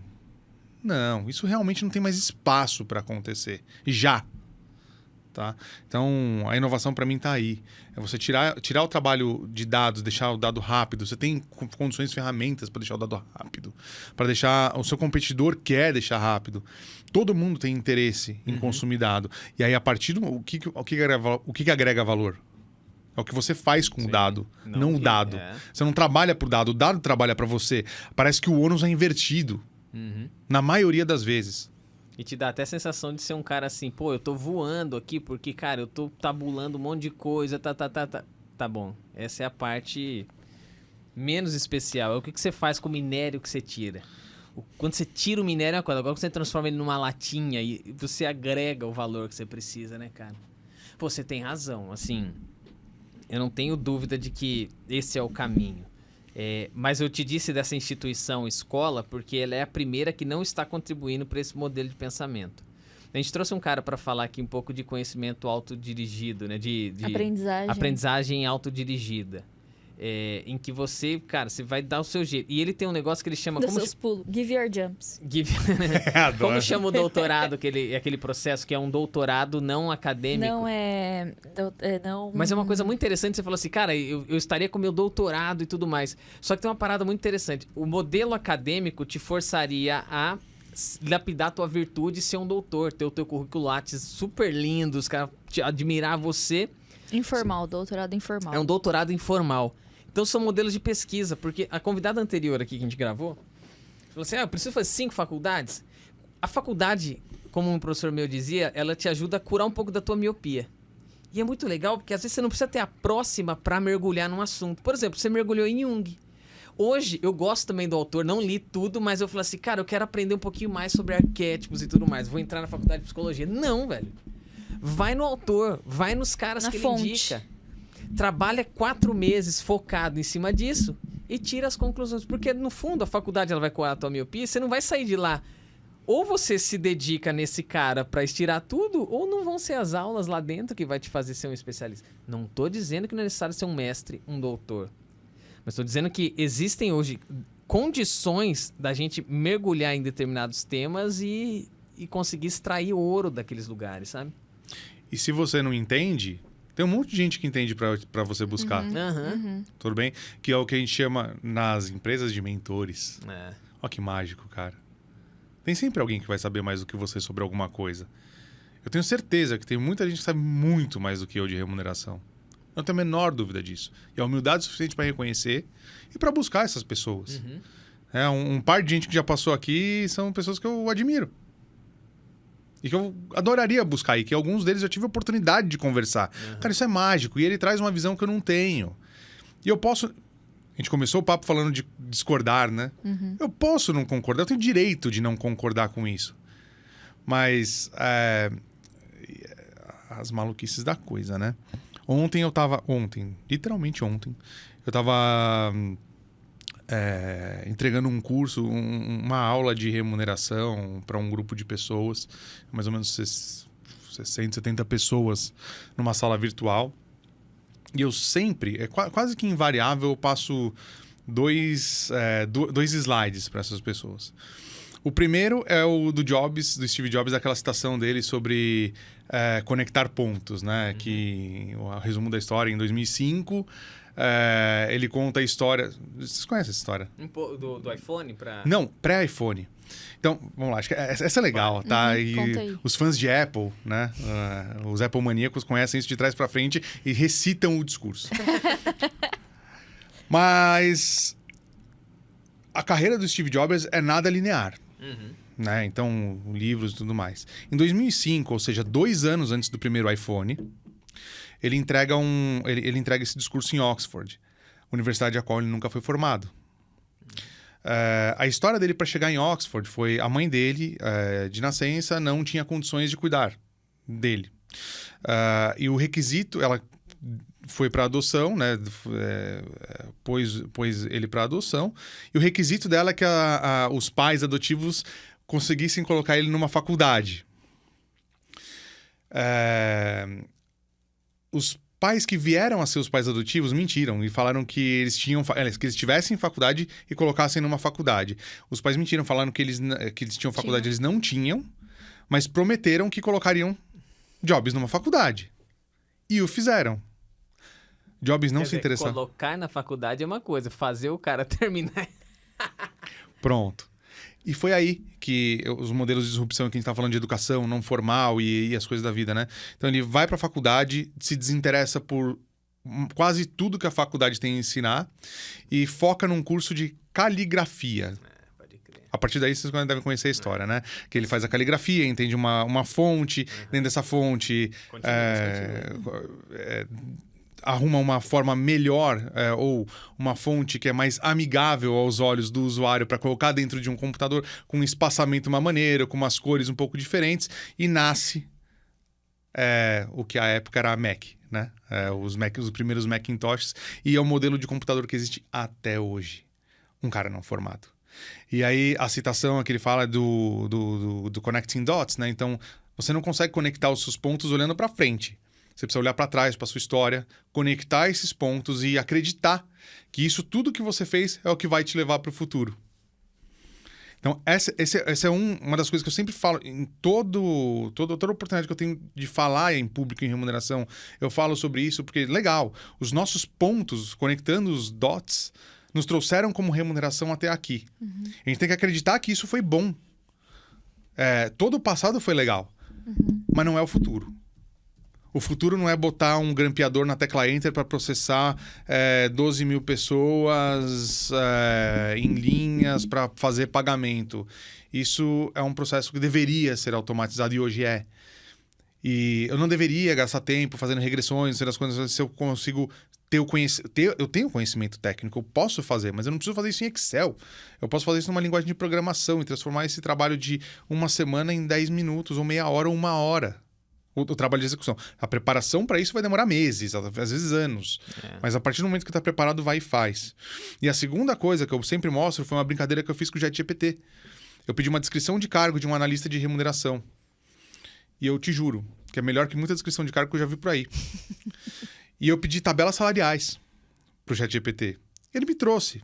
E quando eu olho os valores, eu pedi a história, eu gravei a minha tela fazendo isso, tá? A tela do meu celular fazendo isso. Então eu peço uma tabela salarial para RH, depois para remuneração, depois eu peço com amplitude de 50% na faixa, depois eu peço para o mercado de São Paulo e depois eu peço quanto ganha um gerente de remuneração. Especificamente um gerente, não uma carreira. Eu estava pedindo carreiras, aí depois eu peço pro gerente de remuneração. Aí eu olho os dados, aí eu faço a última pergunta, eu faço ele escrevendo, só para saber o quanto que a gente é lento, né? Eu escrevi, e o tempo que eu demorei para escrever, o tempo que ele demorou para me dar a resposta, né? Que eu demorei muito mais tempo escrevendo do que para ter a resposta. Ele me pede desculpa. Desculpa se eu não fui claro, né? Esses dados estão atualizados como a 2021. Aí eu, como cara de remuneração, e qualquer cara mais ou menos mais safo de mercado, pega lá de setembro de 21, coloca um aging de mais ou menos 12, 13%, você vai chegar numa tabela muito próxima do que a gente percebe de mercado. Muito rápido e gastando nada. Quer dizer, a condição de fazer boas perguntas tem muita inteligência em cima Mas aí disso. que tá também, né? Mas qual o repertório que você precisa ter pra olhar pra aquilo e não ter aquilo como verdade? Porque uma coisa é a pessoa olhar pra aquilo, aquele número, e falar, beleza, esse número, copia aqui, cola aqui, acabou. Agora, qual o repertório que você teve pra olhar e falou, tá, peraí, 2021... Deixa eu ver quanto que eu vou corrigir. Ah, tá, não, deixa eu pensar. Peraí, como é que eu coloquei a pergunta? Eu pedi São Paulo? Eu pedi... Então tem todo um repertório, né? Aí que agora, tá, acho que o pulo que são os pontos que você conecta também, né? O passo aí tá em avaliar se o que a máquina te deu vale. Agora você pensa o seguinte, se o ser humano fosse construir aquilo, ele demoraria alguns meses. E aí você avaliaria. Então... E também não é garantia que estaria certo, né? Exatamente. Desapega desse ponto todo e agora fala, deixa eu ver se a sugestão de texto da máquina, ela vale pra mim. Mas isso aqui tá muito tendencioso. Estar tendencioso é uma condição de análise que a máquina foi treinada sobre quais condições, que sujeito que foi lá e colocou as... Então, você ter condição de fazer uma análise se ela tá sendo racista ou se ela tá sendo... lembra que teve o lance dos presidentes também? Fala sobre não sei o quê, fala sobre o outro. Ah, não, desse eu não tenho dado. Tipo assim, é a mesma coisa. Você fala assim, mas por que ela faz isso? Porque a forma de preparo foi assim. Então eu tenho condição de avaliar. Já é um passo acima da máquina. Mas quantas horas de gente trabalhando que teria pra você chegar nesse ponto de análise? Você tá ligado que seu podcast vai ter que se chamar Conectando Pontos, né, cara? Achei que podia ser que entrei em remuneração porque sou chato. Isso vai ficou, dar mais clique, eu concordo, é verdade. Vai dar mais clique. Um clickbait. Putz, você ganhou, verdade. Puta, mandou até bem, anotei aqui. Se o convidado autorizar agora no episódio, a gente autoriza pelo clickbait? Sim, senhora. Então porra, tá gravado. Se ele falar, Emerson, muda aí. Falo, não posso mais, não deu. Pode voltar atrás, tá registrado. Deu views pra caramba, cara. Meu, agora uma pergunta importante. O Seattle Seahawks tem chance esse ano? Não. Felizmente... Não vai dar. Não vai dar. Não, a pré-temporada já não foi brilhante. Eu tô acompanhando. Sem sacanagem, eu tô acompanhando. Domingo, acho que eles jogaram no... Foi domingo? Eu assisti o Seattle. Eu perdi porque eu não tava aqui, né? Esse eu perdi. Mas jogou bem, cara. O time... Não, o time sempre encaixa, né? O técnico é bom. Pô, e o cara mais velho, o técnico mais velho da... O mais velho da NFL. 72 anos ele tem, cara. Não parece, E eu acho que não vai parar. Não parece também, né? Nunca. A energia, a vitalidade do cara, mas é um cara muito inteligente. Eu gosto do Seahawks por vários motivos, né? O primeiro, eu acompanho o futebol americano por conta da estratégia. Eu gosto de esportes. Eu sempre fui praticante de esportes. Quando eu era molequinho, eu nadei, sei lá, 8 anos da minha vida, quando eu era moleque. Entrava em competição e tudo mais. Depois fui jogar basquete, handball. Depois já não dava mais pra fazer esportes coletivos porque os horários não batiam, né? Parti pra judô, kart, né? Enfim, também... Mais recentemente, CrossFit até arrumou uma lesão. Mas então sempre gostei muito de esportes e sempre gostava de pensar o que tinha por trás dos esportes. Gosto muito de futebol, não sei jogar, mas gosto muito de futebol. E o Seahawks ele tem uma conexão com o meu time no Brasil de torcida, né? Então ele também... Já vai ficar fácil, tá? Os 12, né? Os 12 do Seahawks. Quem tem a camisa 12? Jesus tinha 12 apóstolos. Não é esse? Errei, droga, errei. Não é, né, cara? Mas, enfim, meu glorioso, melhor time do mundo, Corinthians, né? Pô, você é corintiano, pô. Mas Como que você não acertou isso? O 12. A camisa 12 do Corinthians, a segunda maior 12, torcida. É verdade, pô. Torcida organizada. Nossa, velho. Não, mas eu nem associei. A Fiel isso. se considera o 12º jogador. É verdade. O corintiano. Mano. Dá uma folga aí, né, meu? Pô, foi mal, cara. Eu sou um corintiano mais ou menos. Então, Eu cara. não sou bem... Eu tava pensando no Cássio, eu travei aqui. Eu tenho uma mente também que não é. O Cássio usa travei. 12. Usa 12. Ele falou, quem tem a camisa 12? Eu falei, pô, ele tá falando Cássio, Cacilda, mas nem pensei. Cacilda. A camisa 12 é muito maior que o Cássio, vai. Que é a torcida, né? O 12º jogador. O Seahawks também tem a torcida uma das torcidas mais barulhentas da NFL. São fanáticos. E minha madrinha mora em Seattle, então foi onde eu conheci o Seahawks. E conheci futebol americano, porque até então eu não entendia futebol americano. Eu achava que era uma maluquice, um bando de gente se batendo e o jogo uma parada da vida e chato. Aquela bola no formato esquisito, né? Oval. Uma bola que não é uma bola. Não, e aí Futebol chama... que se joga com as mãos. Futebol que se joga com a mão. Enfim, só o americano acha isso. Mas é um jogo com muita estratégia.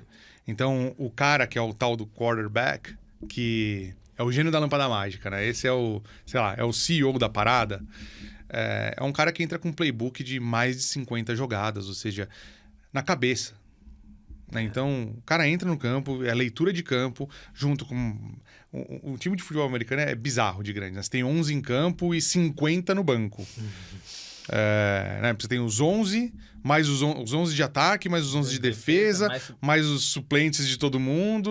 E, enfim, É uma salseiro aquele banco dos caras. É mó legal. E um colega meu, um amigo, na verdade, ele joga futebol americano aqui no Brasil, né? E ele fala, se você quiser entrar, tem espaço, pô. Tem sempre vaga lá. Quantas vagas quiser. Não, eu tô mais velho, mas não importa. Você acha que futebol americano, quem joga futebol americano no Brasil, qualquer um vai lá e faz. Mas onde é levado a sério, é um jogo de muita estratégia. Então é um jogo de muita leitura de campo, é um jogo de controle de tempo, é um jogo de controle de pace, é um jogo de controle de emoção. E isso me chamou muita atenção. O dia que eu entendi a regra, que foi numa temporada que eu passei lá em Seattle e acompanhando. Eu cheguei no final de semana que o Seahawks saiu da AFC, ou seja, ele não foi campeão da AFC para ir pro Super Bowl. O Super Bowl aquele ano foi Chicago e não lembro mais quem. Mas eu vi o Super Bowl lá. E eu vi esse jogo de Seattle também. Foi muito legal. E aí o gringo me explicando a regra, falou, isso aqui acontece por isso. Eu comecei a acompanhar, cara, uma liga incrível. Uma liga incrível. E de improváveis. E heróis improváveis. O mesmo time que eu vi ganhar o Super Bowl, eu vi perder por uma grande bobagem do quarterback, que fez uma leitura errada na última linha, no último segundo. Ele tinha a chance de fazer o touchdown, ganhar e deixar o Tom Brady triste. Mas não conseguiu. Porque ele fez a leitura errada e a jogada errada. Ele repetiu essa jogada errada. Alguns anos depois, numa outra situação, ele repetiu essa jogada. Ele não vai fazer isso de novo. O Seahawks perde pro Patriots do Tom Brady. Numa jogada assim, Brady, cara, exatamente, não passa. Era pra segundo. correr com a bola, ele joga... Você tá lá na última linha, que ano né? foi isso? É 2016, 15, isso. Alguma coisa assim, né? Exato. E foi, acho que, o ano seguinte de ganhar o Super Bowl. Se eu não tô muito enganado. Um ano ganha e no outro perde pro Patriots. E quando perde pro Patriots, perde nessa última linha, nessa última jogada dessa última linha, onde ele... Tem um meme sobre isso aí, cara. O Russell, né? Ele faz tudo certo a temporada inteira. Aquela jogada ele erra. E aquela leitura ele erra. Ele tinha toda a condição, ele tinha tudo. Se você olha, depois do jogo, as pessoas... os atacantes fizeram as rotas. Ele faz o call errado. E o mais interessante é que esse call, nessa pressão, ele repete igualzinho num outro jogo qualquer, alguns anos depois. Então, a estratégia está nesse cara. É esse cara. E ele é reconhecido como líder. né? Assim como toda a defesa, tudo bem. Acho que a defesa também tem os seus líderes e os seus... Mas falando de ataque, ou seja, de... É o que sobressai. Esse cara realmente, cara. E é o mais bem pago, Toda né? Enfim. jogada passa pela mão dele. Então é um negócio muito, muito doido, assim, muito importante. É que tem um time de defesa também, né? Dos especialistas, ou seja, que o trabalho dele é acabar com a vida do quarterback. Né? Então, tirar ele do tal do pocket, tirar ele, derrubar esse cara antes dele, tipo, fazer ele perder avanços de campo. E a estratégia dos avanços de campo, né? Quer dizer, você não precisa avançar sempre às 10 yards, você não precisa ficar sempre no tal do first down. Você pode fazer escolhas diferentes e fazer, cara, eu quero avançar um pouquinho aqui, porque eu tenho no longo... Vou dosar. Né? Eu vou dosar, porque aqui tá o meu jogo, não tá aqui. É como um lutador, né? A Fer que faz o kickboxing, né? Muay Thai. É você simular, bater muita barriga, até a hora que você, visualmente, você simula e vem com o cruzadão no queixo, porque o cara tá tomando tanto aqui que ele não aguenta mais. Igual aquele que você quase tomou, né? Exatamente. Fui brincar com ela, essa parada assim, fui dar um cruzado. Tinha nem um ano de empresa. Direto no meu nariz, sem brincadeira, mas, ó... Beliscou, que eu lembro até hoje, eu falei, eita, nós. Agora vai. Você imagina se eu sangro o nariz do gerente de... Pronto. Nossa aí já ferrava senhora. ali. Não, começou a brincadeira. Foi assim, foi por isso que deu certo. Aquele negócio de pai, fala assim, cara, não brinca. Brincadeira de mão não dá certo. Brincadeira de mão não. Foi bem essa, quase que deu, cara. Cara, pegando aqui mais algumas coisas interessantes, como é que é o caminho de Santiago do Compostela? 322 quilômetros. Eu fiz 322, a pé. A pé, cara. A pé. Fez bolha? Eu tinha pé na bolha, né? Era o contrário. Exato. Eu absolutamente não me preparei para fazer. Né? Foi um momento de vida, acho que depois de um momento pessoal muito, muito difícil. Um ano anterior, eu fiz uma cirurgia muito complicada, né? E tudo mais. A remoção... Tudo não era benigno, mas era um tumor, né? Foi uma cirurgia... foi uma neurocirurgia. Então, me fez repensar um monte de coisas na vida. O Caminho de Santiago é muito louco porque... E aí tem apesar de eu não ser muito espiritualizado ou acreditar em muitas coisas, é um caminho muito espiritual de conexão com você, né? E ele tinha ele no meu radar. Sabe a história do bucket list? Coisas pra fazer antes de morrer? Eu tinha ele muito forte. Eu tinha isso no meu bucket list. Eu falava um dia. Até que eu tinha férias, não sabia o que fazer com essas férias. E eu tinha que tirar, porque ia remontar, ia dar um pipoco. Eu tinha 30 dias de férias. Eu falei, bom, eu não sei o que fazer, é no mês que vem. Em um mês eu organizei essa viagem. Qual a coisa mais fácil e que me dá menos trabalho para fazer? Vou andar. Foi uma viagem mais barata que eu já fiz na minha vida. Nunca foi tão barato. Em qual quilômetro que você começou a se arrepender desse... Em nenhum. Mesmo? Não, foi até o final? Não, fui. E eu dimensionei a quilometragem. Na época eu tava treinando forte. Eu tava o típico crossfiteiro, né? Achando que é o dono do mundo. Achando que, cara, eu consigo fazer tudo. Porque se eu faço aquilo, o mundo é pequeno pra mim, né? E aí te ensina a ter um pouquinho de humildade, né? No terceiro dia eu já tinha mais bolha no pé do que pé. Porque realmente não teve uma preparação. As pessoas que fazem, que têm isso como propósito de vida, compram um calçado, ficam andando não sei quantos quilômetros na sua própria terra, etc e tal. Meu caso foi 2 tênis, né? Que caso um molhasse, 2 mudas de roupa, uma máquina fotográfica, uma mochila e vamos. Dimensionei a quilometragem pensando, eu consigo fazer 20 km por dia fácil. Fácil. 300 e quanto dá essa? 322 em 15 dias. Em 15 dias. O caminho mais tradicional, ele sai de Saint-Jean-Pied-de-Port, que é no começo da França, por isso ele chama caminho francês, e tem 800 quilômetros, né? 801 troquinho, 790 e pouco, 800 e pouco, depende da rota que você pega. Não ia dar tempo de eu fazer isso, absolutamente, é um caminho de 35 dias aproximadamente para quem faz, porque é um caminho muito sofrido. Eu peguei lá de Leão, do Reinado de Leão e Castilha na França, eu pra frente, eu falei, mais ou menos 300 e pouco dá, né? 20 por dia, por dia suave. Tá suave.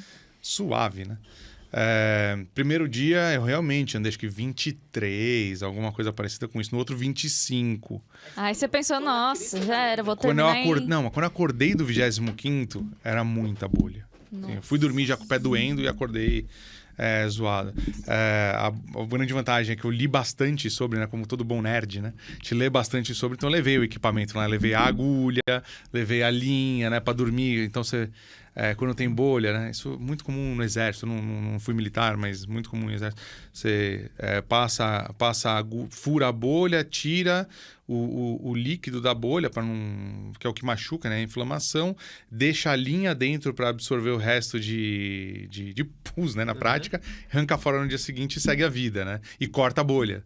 E coloca um curativo e vai. Então foi essa a vida do Caminho de Santiago. Isso do ponto de vista físico, né? E do ponto de vista físico teve outros problemas, né? Eu tive uma distensão no posterior da coxa esquerda, tive uma quase distensão na panturrilha direita. Tô louco, bicho. Porque eu tava com muito mais quilos na mala do que eu deveria estar também, tá. né? E isso são vários aprendizados. Então, isso é a parte física do caminho. E o emocional? Aí é que tá. O que te faz... Eu só tô contando coisa zoada, né? Você dorme lá com 40 pessoas que mal tomam banho. Enfim, tá bagulho zoado. Por que você vai fazer um negócio desse? Né? O que te motiva a fazer um negócio desse? Eu tava contando isso. Eu falando, você já passou perrengue em viagem? Eu tava contando... Mas você tem coragem de falar que você nunca passou perrengue em viagem passando por isso? Não, porque não foi perrengue. Tinha um propósito. E como toda boa pessoa que fez esporte a vida inteira, que gosta de esporte, o que tem em comum no esporte? O que você quer? Competir? Além disso, competir, mas pra quê? Pra ganhar. Perfeito. É isso. Você tem um objetivo. Cara, nada vai me parar. Aqui é o objetivo. Isso pra carreira é muito forte também, né?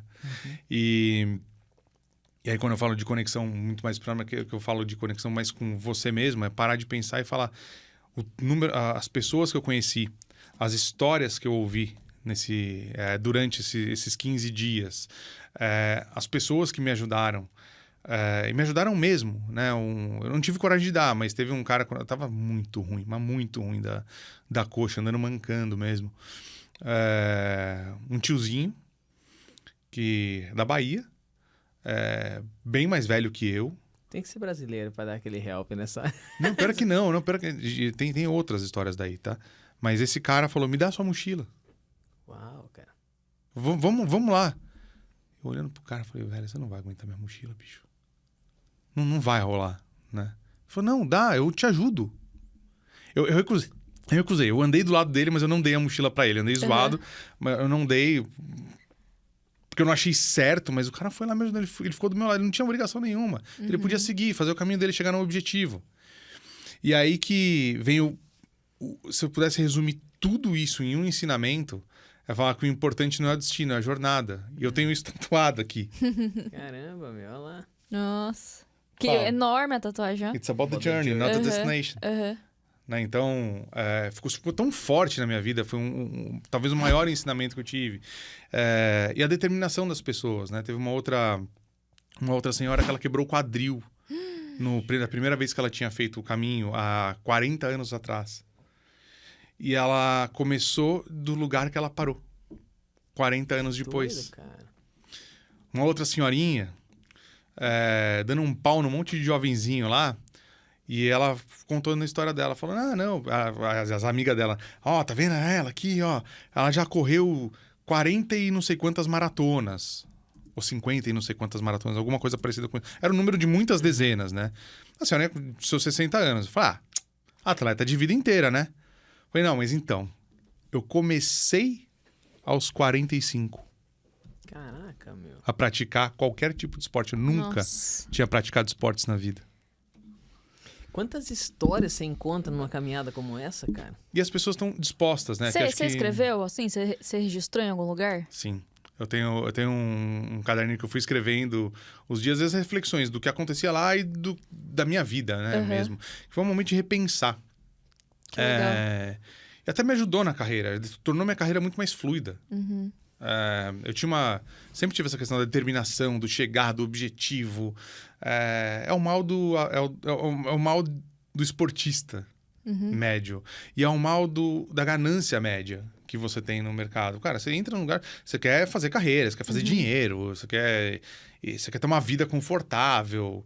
E muitas coisas falam sobre, cara, o que você precisa de verdade para sobreviver? O que você precisa e o que você quer. E a perspectiva de mundo muda quando você conhece também pessoas do mundo inteiro que fazem por distintos motivos, até porque não tem o menor motivo. Só tá lá. Alguém falou que era maneiro, eu fui lá e fiz. Eu conheci esse tipo de história também. E é mó legal, porque as pessoas também se conectam, estão super leves, né? Sem obrigação nenhuma.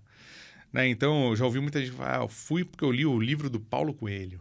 Eu falo, puta cagada. Não faz isso. A história do Paulo Coelho é do Paulo Coelho. A minha história é a minha história. Você quer fazer, você vai e faz. Mas escreve a sua história. Tenha isso pra você. Encontra o seu, né? O seu porquê. E foi, acho que o grande saiu de lá. E em que momento você fez isso? Era férias de qual emprego você estava? Tava na BP. Ah, da BP. Foi antes de entrar em remuneração? Não, já era remuneração. Não, foi antes. Foi antes, porque ele virou remuneração. Não, a BP já era remuneração, né? Porque são 7 anos que você passa ali. Não, ele virou remuneração em outro. Eu virei remuneração no meio. Eu virei remuneração em 2018, acho. Agora eu tô com dúvida. Não, tá aqui. Não, foi antes. Não, com certeza foi antes. Porque eu fiz em 2017. Você virou remuneração na BP mesmo. Foi mas na BP. Foi em 2018, janeiro de 2018. Foi um pouco, assim, 2017 para 2018, foi um pouquinho antes, mas para efeito de LinkedIn, né? A gente arredonda. A gente arredonda as coisas. Mas foi um pouquinho antes que eu comecei a fazer a transição, mas foi nessa virada de 16 para 17 mesmo, que eu fui em... Cara, eu tenho quase certeza que foi em 2017. Aí eu preciso confirmar datas aí e tudo mais. Não esquenta a cabeça. Tá. Mas foi logo depois, assim. Ou eu tava entrando em remuneração, um negócio desse. Cara, deixa eu te perguntar. É mais fácil fazer o caminho de Santiago ou é mais fácil ser headhunter? Ou nenhum dos dois é fácil? Agora, e conta umas histórias engraçadas aí do que você já teve como headhunter. Nenhum dos dois é fácil, né? E são jornadas completamente distintas. Lá de headhunter, na verdade, o ser headhunter aparece na minha vida quando eu estava no momento que eu não sabia o que fazer da minha vida profissional. Eu tinha o objetivo, né? Então, muito antes de Caminho de Santiago. O objetivo, eu queria comprar um apartamento. Na época eu era analista, sei lá, qualquer coisa parecida com isso. E numa dessas companhias que eu tava, eu conheci uma ex-headhunter de uma dessas 3, 4, 5 grandes aí que tem no mercado, tá? A gente trabalhou junto um tempo, tal, ficou brother, a gente é amigo até hoje. E ela me provocou um pouco sobre isso. Ela falou, porra, você tem o objetivo de comprar um apartamento, cara. Se você tem um objetivo muito curto prazo, deixa eu te contar, não é em RH. Você não vai conseguir isso aqui, tá? Ou você vai se endividar demais. Você quer ganhar dinheiro? E o meu objetivo naquela época era muito carreirista, muito... Nunca foi de cargo, mas era de grana. Eu queria grana naquele momento. Grana você não vai arrumar aqui, tá? Você quer, eu te dou o caminho das pedras. E eu fui atrás desse caminho das pedras. Falou, tem um negócio que chama Headhunter, que é mó legal, pagar um monte de bônus. Só que você trabalha igual um camelo. Foi bom, não tenho medo de trabalhar. Nunca tive medo de fazer coisa. Então, vamos trabalhar então. E lá eu fui. Eu fui ser headhunter de executivos de RH. Então era especializado em executivos de RH.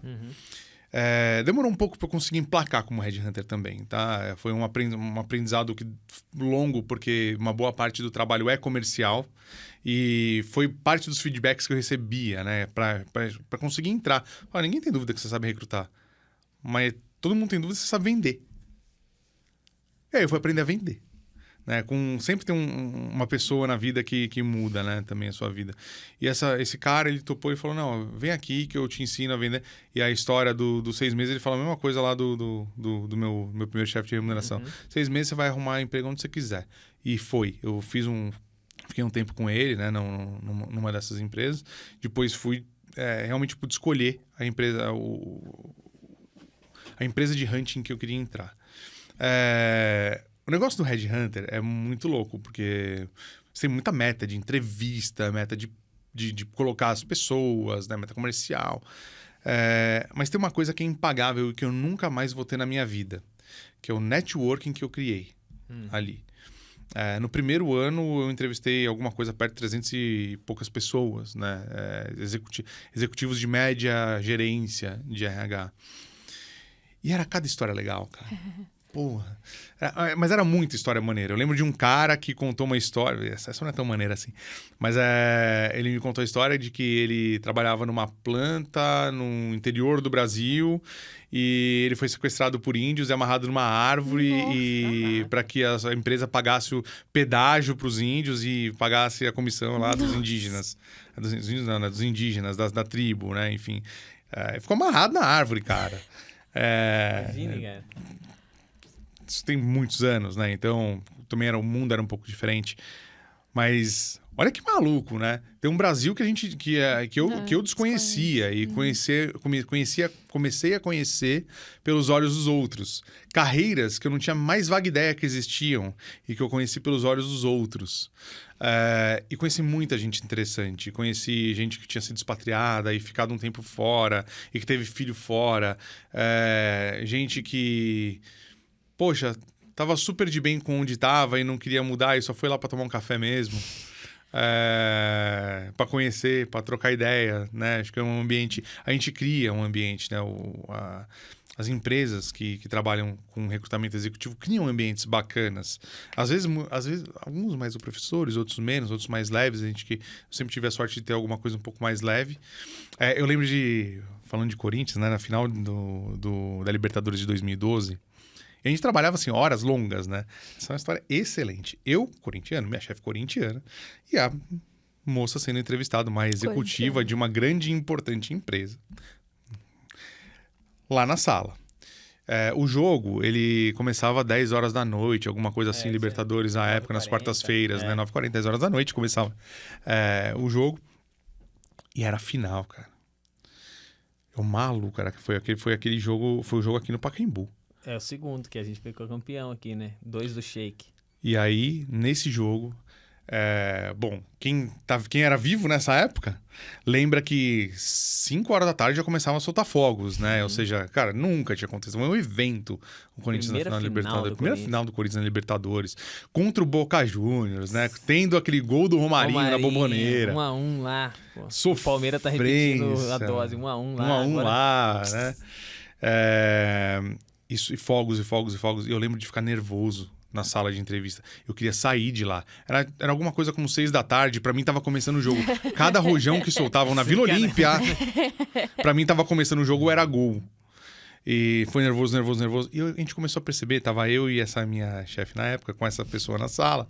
Essa pessoa na sala, também. Eu percebi que começou a ficar desconfortável, né?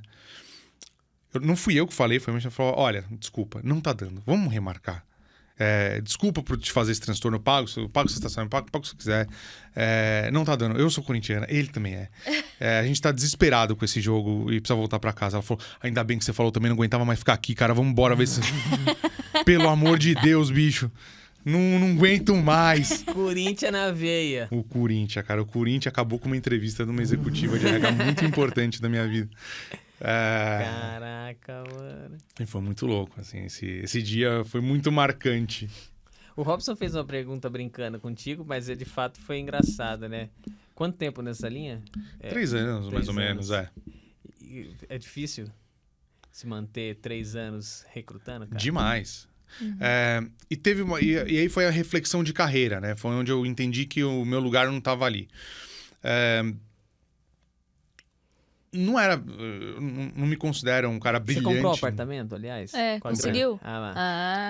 Foi uns anos depois, tá? Mas com a grana, com aquela grana aplicada e tudo mais, foi a grana que fez o apartamento virar realidade. Mas não era ali o meu lugar. Eu olhava... Qual é a carreira, né? Eu olhava para qual o modelo de carreira que essas pessoas seguiam. E o modelo de carreira era virar ou ter uma consultoria própria, ou virar um managing director, ou um presidente de alguma dessas companhias. Eu olhava para esses caras e falava, eu não sou esse cara.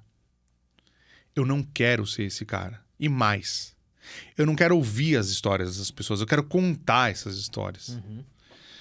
E foi ali que eu tive uma conversa muito bacana com um dos managing directors e com a minha head de divisão na época. Eu falei, eu vou para casa. Não, mas você arrumou emprego? Não, eu vou para casa. Eu tô saindo daqui. Eu vou para casa. Não é certo. E aí eu não achava certo mesmo. Eu buscar um emprego sendo que eu recrutava para RH. Moralmente falando, eu não me sentia confortável com isso. Eu tinha acesso. Eu poderia usar, mas não tinha conforto em fazer. Eu tô indo para casa. Eu vou ficar o tempo que for em casa, buscando um novo job, e ele vai aparecer. E eu vou encontrar essa posição. Eu não tenho dúvida sobre isso. Mas não dá para eu ficar fazendo aqui, fazendo o que eu tô fazendo aqui com a cabeça em outro lugar. Eu quero ir para lá. Aquele é o caminho. E eles me ajudaram, tá? Não é que não teve ajuda, teve ajuda. Quando eu saí, algumas das ligações que eu fiz para fazer transição de clientes, né? Pô, mas você não quer vir para cá? Eu falei, cara, põe na mesa, o que você, né? Obviamente vai ter um FII sobre isso, né? Mas eu vou. Quase deu certo. Infelizmente a companhia acabou não indo tão... A companhia entrou numa linha de não ir tão bem, assim, e acabou não fechando. Mas foi aí que eu encontrei a BP. Foi através dos relacionamentos que eu construí nessa época que encontrei a BP. Foi uma pessoa que eu entrevistei, que estava fazendo um job temporário na BP e que descobriu que a BP precisava de uma pessoa para abrir uma unidade de negócio, que era de etanol celulósico, né? Então, na época que se intencionava abrir um negócio de etanol celulósico.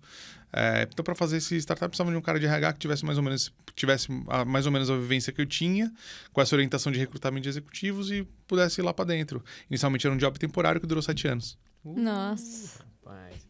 E que vai mudando toda a tua história, porque lá dentro você vai encontrar a tua vocação e é o que a gente ouviu aqui, né? É isso. Cara, você disse que é muito feliz, né? Que mensagem você daria para um cara de remuneração que não tá tão feliz assim? Primeiro se pergunta por que você não tá feliz. Você está fazendo o que você quer? Primeiro, você tem oportunidade. É muito injusto, né? A gente fala de escolhas de carreira. Nem todo mundo tem tantas oportunidades de escolha. Né? Sei lá, você tem 3, 4 filhos para criar, você tem, sei lá, o seu significant other, né? Talvez não esteja... Tá no mercado também, tá buscando, sua condição financeira não é tão legal assim, você tem menos apetite a risco.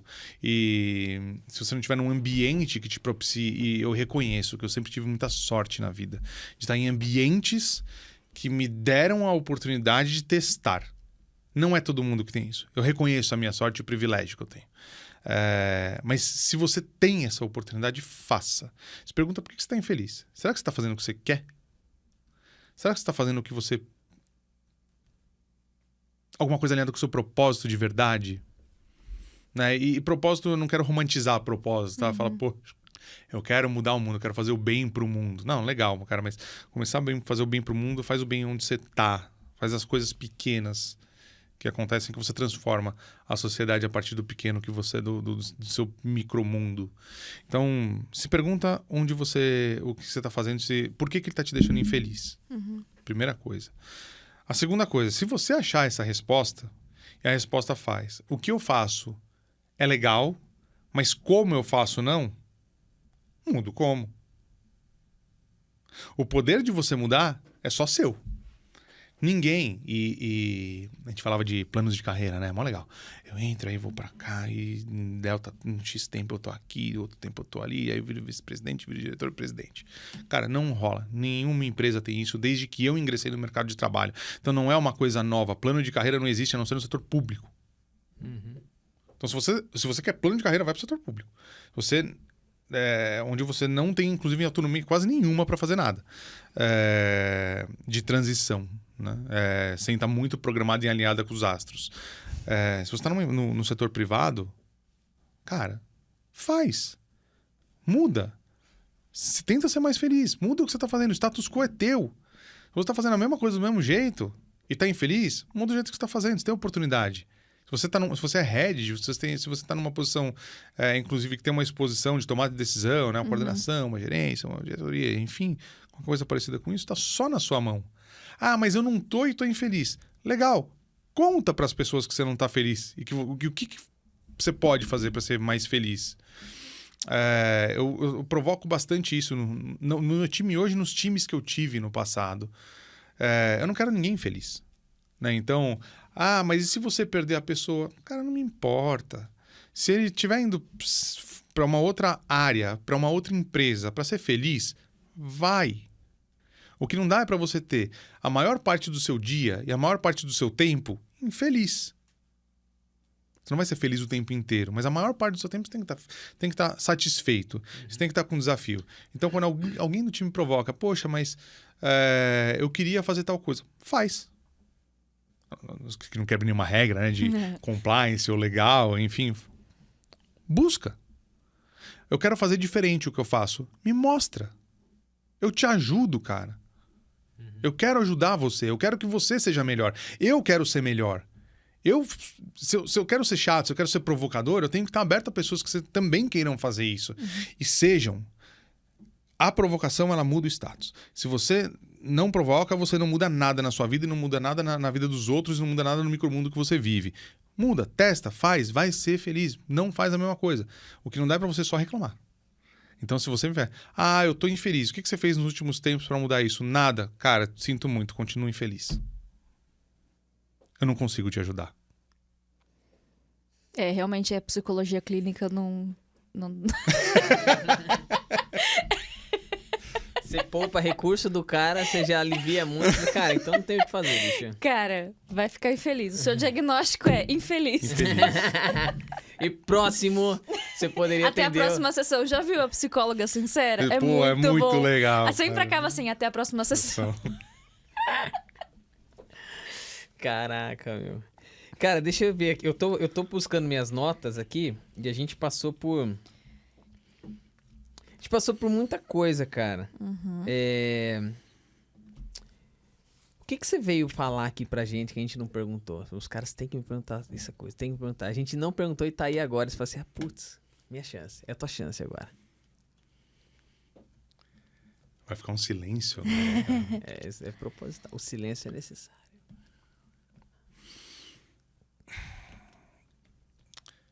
Acho que a gente...